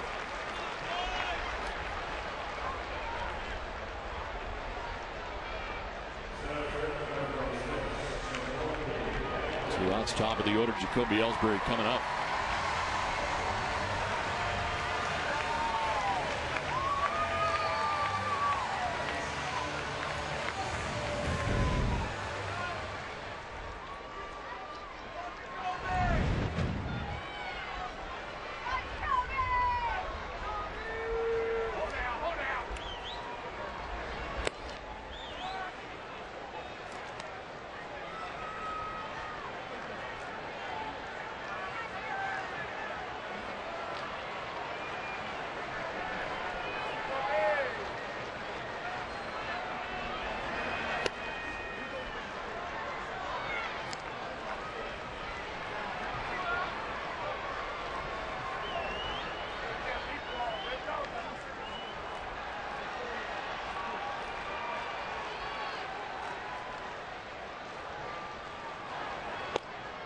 And then for striking, it's 2-1 to Jacoby Ellsbury.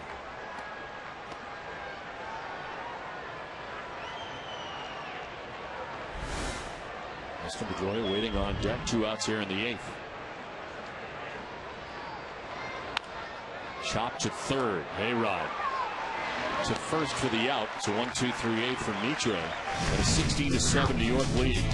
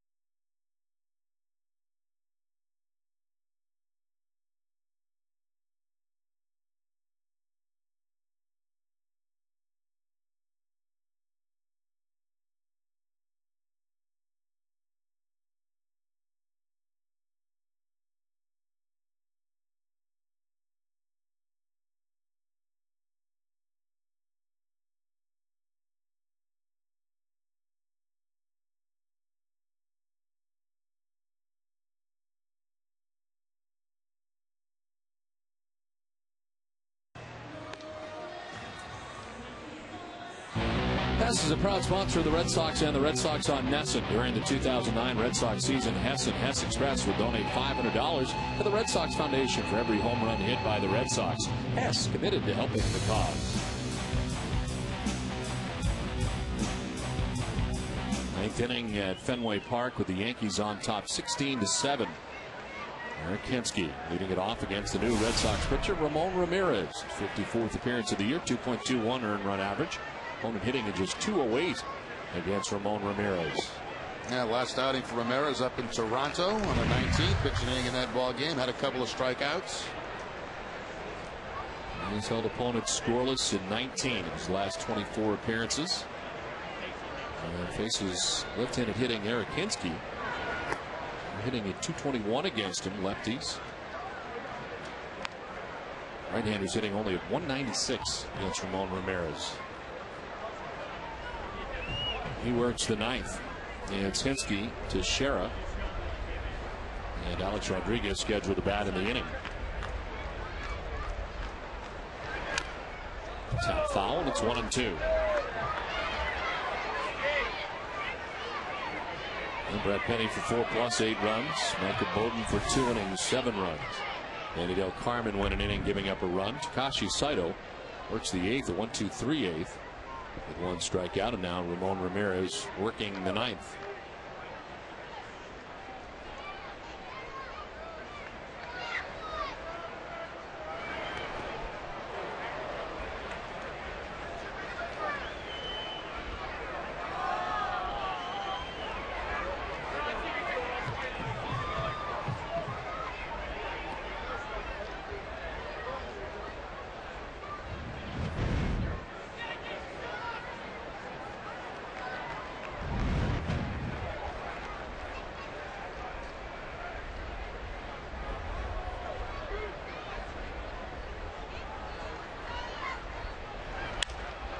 The end of the bat to shallow center. Ellsbury with a tough break. Dives, can't get it. It's by him. He will race back to pick it up. As to second base goes Pinsky. Swing kind of fooled him. It was right to the end of the bat. That's always a tough play for center field. You see the big swing, but it's hard to read exactly where it hits the bat, and it's toward the end of the bat right there. And you see the 1 step back and then in for Jacoby Ellsbury. Gets by him, and Hinsky at second base with the double.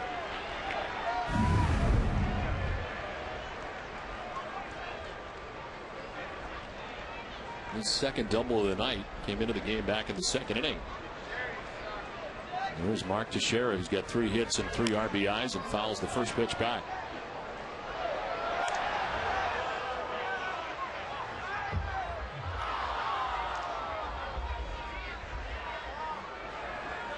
Another sellout here at Fenway Park, 526 consecutive.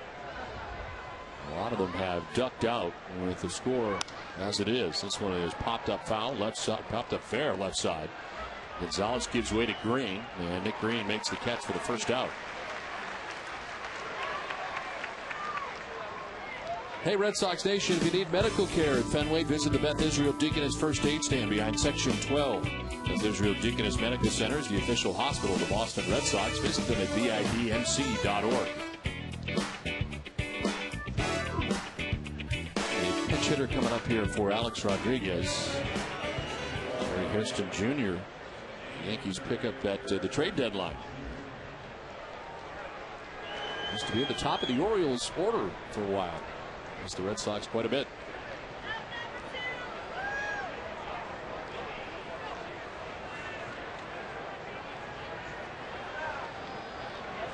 Alex Rodriguez had a 4-hit night.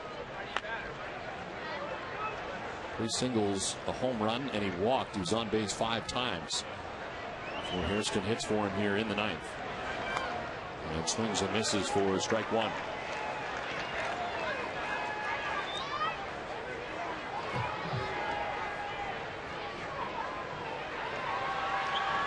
Hairston's not played in the last 2 games.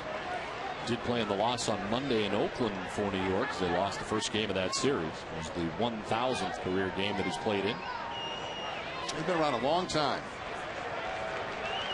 Came over from the Reds to the Yankees.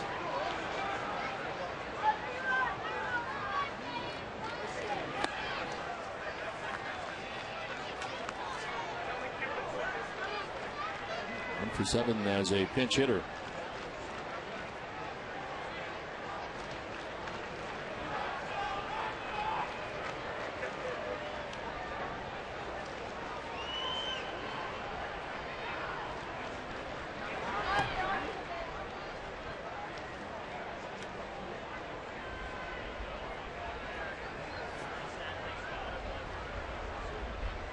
For Hairston in his 1,000 games.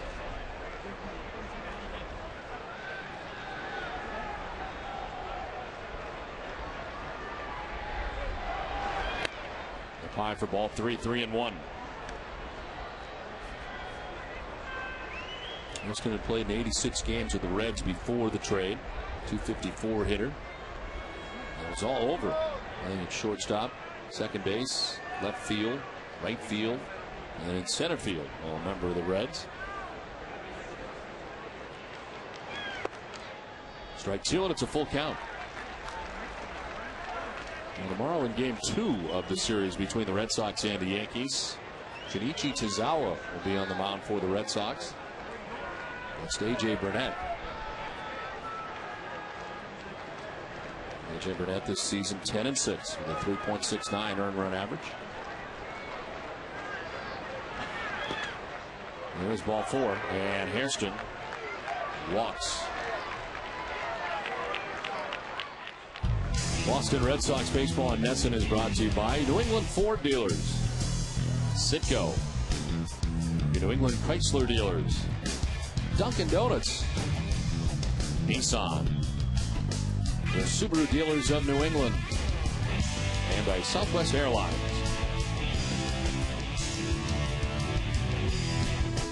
First and second, one out in the ninth for New York, already on top 16-7. As Hideki Matsui stands in. Hit a 3-run home run back in the 5th. High drive down the right field line towards the pole. And a home run. His second 3-run home run of the night. A 19-7 Yankees lead. Well, the only thing you can say about tonight, Don, is you hope the Yankees get all the runs out of them in this one game. This has been quite an offensive show put on by the New York Yankees tonight. 6 runs batted in for Matsui tonight. 7, actually.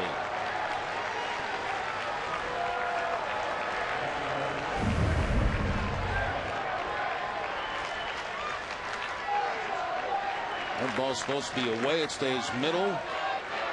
And Matsui pulling it down that right field line.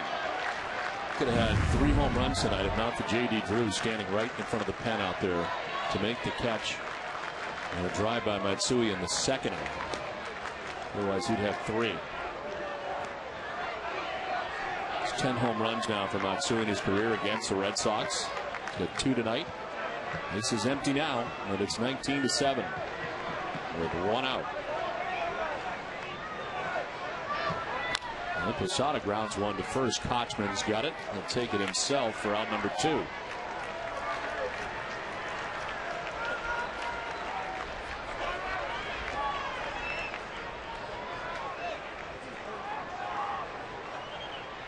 Home runs 20 and 21 on the season tonight for Hideki Matsui.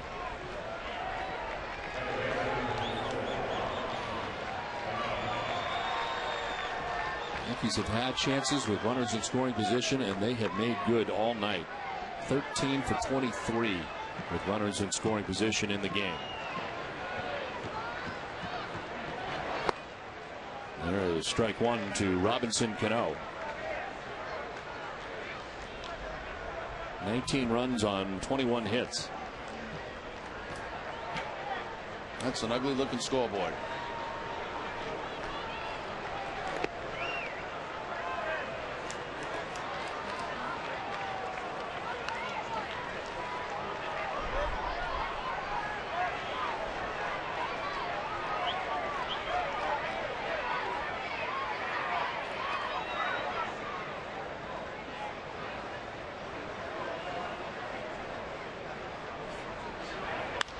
To left field, Nick Green has it get up over his head to the warning track and the wall. And heading for second is Cano, and he will be safe. Well, Nick Green not familiar with left field at all, and that ball just surprised him at how hard it was hit by Cano.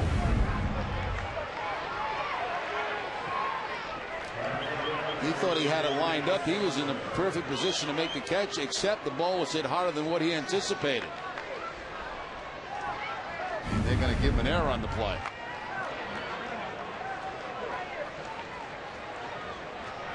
So 2 down, Cano at second base, and here's Nick Swisher.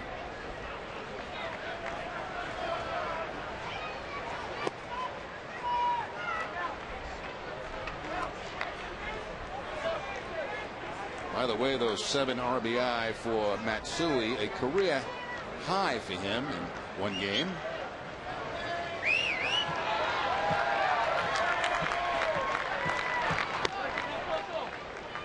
And there for a strike, and it's 1-1.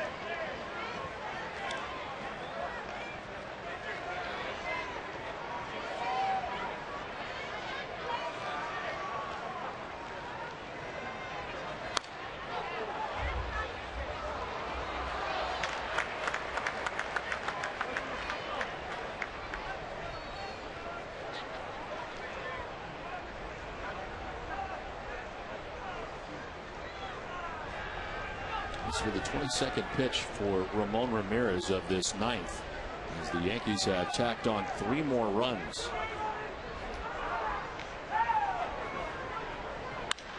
Fly ball to center field, struck very well. Ellsbury going back at the wall. It's high off the wall. From second comes Cano. To second goes Nick Swisher, and the Yankees are making it even 20. It's now 20-7. Well, Nick Swisher had a slow start to the night. He was 0 for his first 3 at bats, but 2 for his last 3 at bats. A single, a strikeout, now the double to drive in a run. Fastball away, doesn't try to pull it, takes it to the opposite field. And the bashing goes on.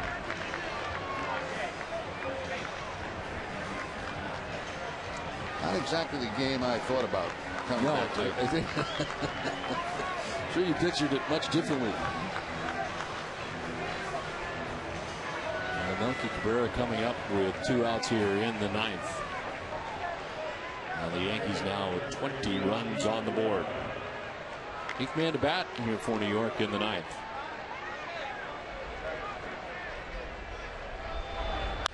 And the ground down the first baseline. That one gets through. Kochman down the line. Around from second comes Swisher.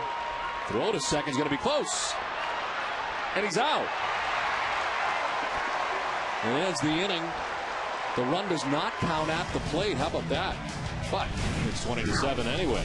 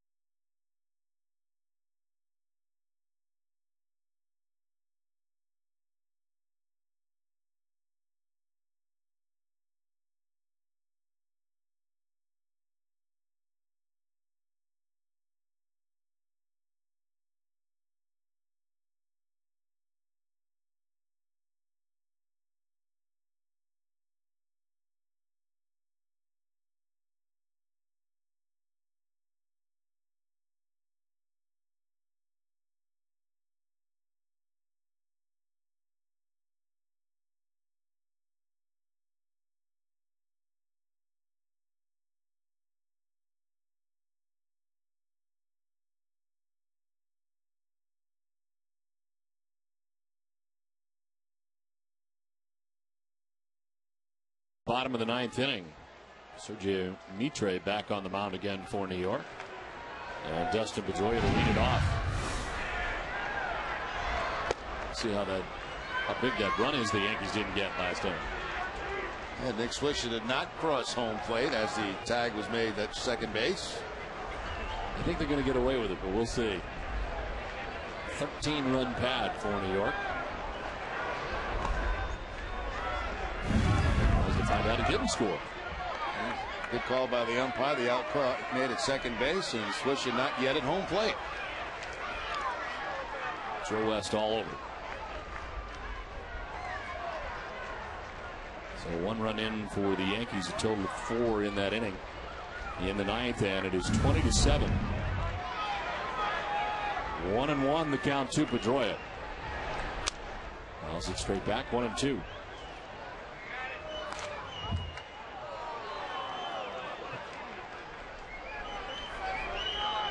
Jerry Hairston Jr. now at third base as he pinch hit for Alex Rodriguez in the top half of the inning.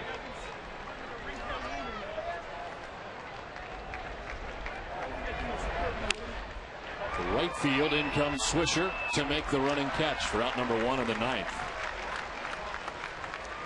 The game summary is brought to you by Comcast. And for Deki Matsui, a big night, 2 home runs, the first of which able to take deep a 3-run shot and welcome Micah Bowden into the game. And Derek Jeter with a 2-run single in the 6th inning, part of a 3-run sixth for New York. Bowden having to take one for the team tonight as one of the only highlights of the night for the Red Sox. Jacoby Ellsbury ties Tommy Harper's club record for 54 stolen bases in a single season. Jason Varitek batting with 1 out, bases empty here in the 9th. I would have to say now, by the next time we see Jacoby Ellsbury, that record will be broken. Pretty good chance it'll happen in the next 2 games.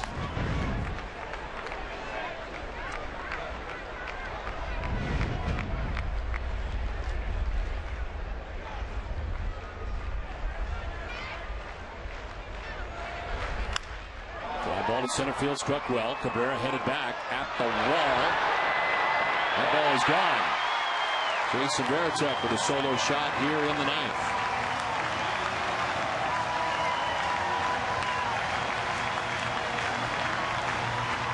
His 14th home run of the year. That ball tonight to center field really has been taken off. Varitek finds the bleachers in center field straight away. Fastball out of third of the plate and just hooks it over that center field wall. There's another $500 donated to the Red Sox Foundation for that home run, thanks to Hess and Hess Express. Hess committed to helping the cause.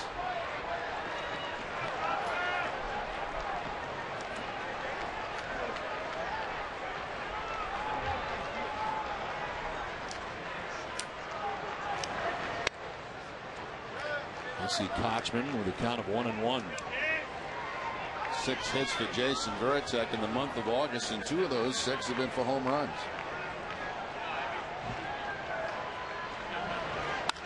Lined into center, a base hit for Kochman.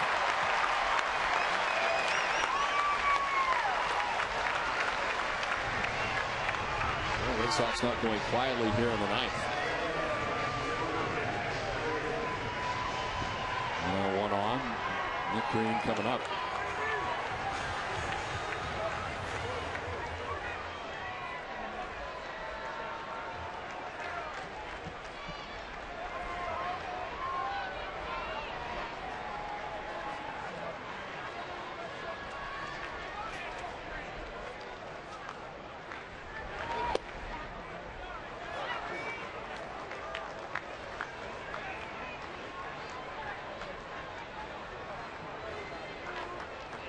Has been on twice since coming into the game. A single in the 6th inning, walked in the 7th.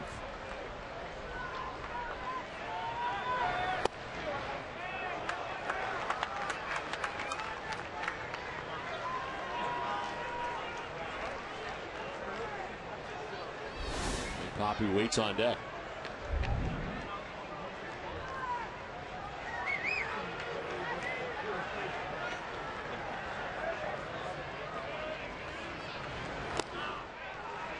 Two and 1.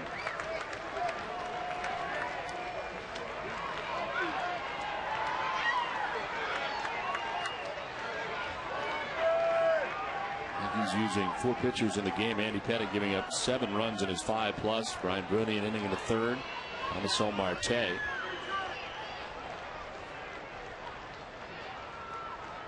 And Sergio Mitre as he misses inside 3-1.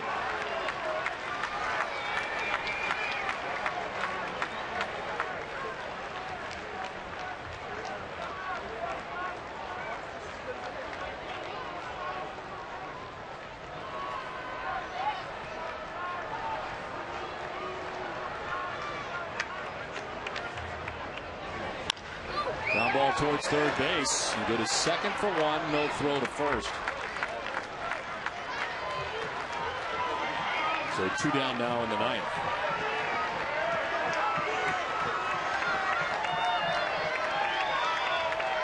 A chance for David Ortiz. David has been on twice tonight, flied out twice tonight.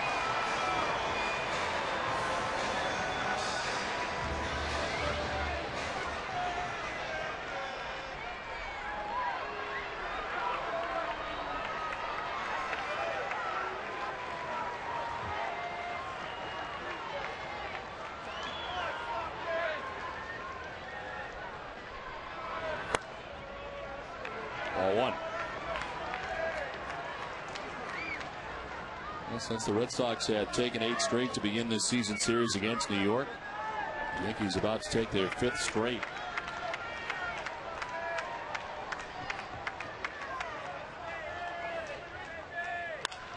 To center field, Cabrera headed back, and that's going to be over his head and one off the wall.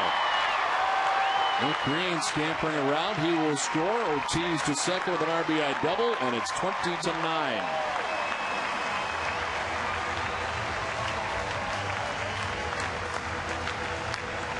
Ortiz picks up his second RBI of the night. Line shot over the head of Melky Cabrera in center field. A single, double, couple of runs batted in for David tonight.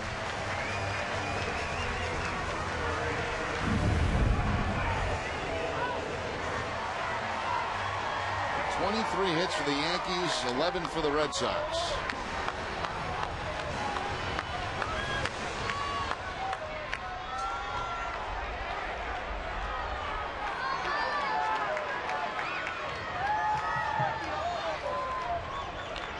Here's Mike Lowell with 2 outs.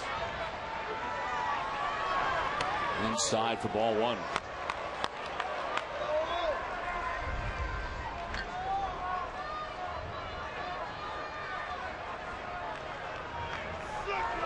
Last time the Yankees had 20 runs here at Fenway Park. You got to go back to June 19th of 2000, a 22-1 win.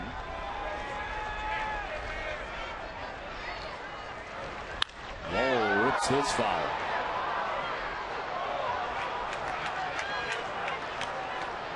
And this battle is on.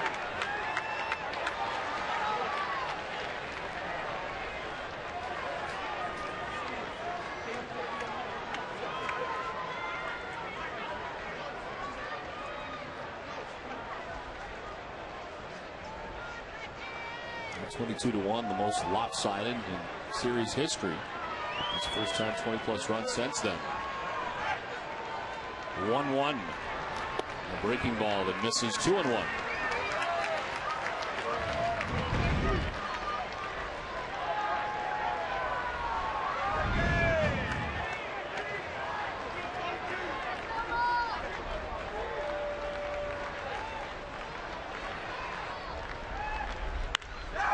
Drive deep left for Mike Lowell. That is gone. To the back of the monster seats, a 2-run shot for Mike Lowell. 20-11.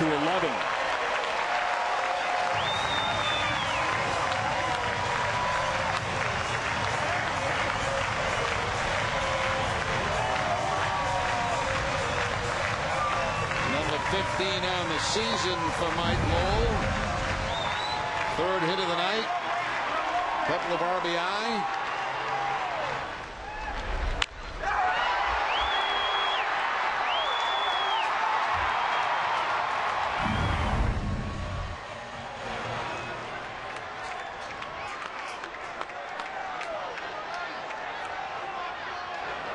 Rocco Baldelli takes ball 1.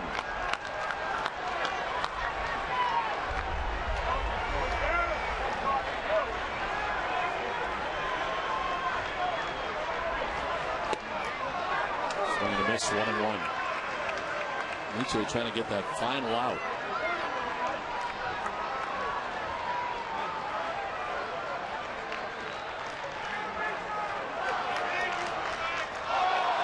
Ends up in a breaking ball, hitting Baldelli.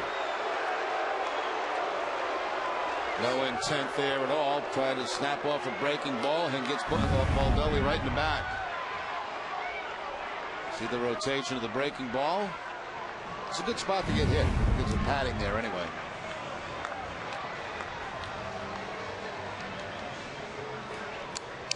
Dave Eiland, the pitching coach out there, as Alex Gonzalez will be next to be the 8th member of the Red Sox to bat here in the 9th. As Boston has scored 4 times.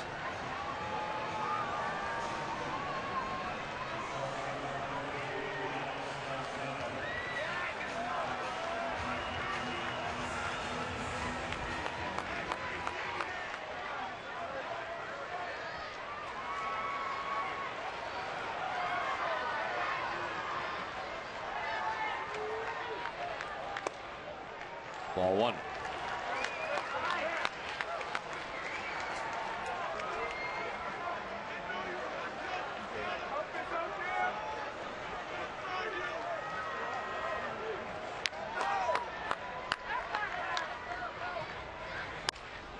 ground to shortstop. Derek Jeter to his left, and that's the night. Red Sox scoring a total of 4 runs in the 9th, but the Yankees just too much tonight. 20 runs on 23 hits as New York comes in game 1 and wins 20-11.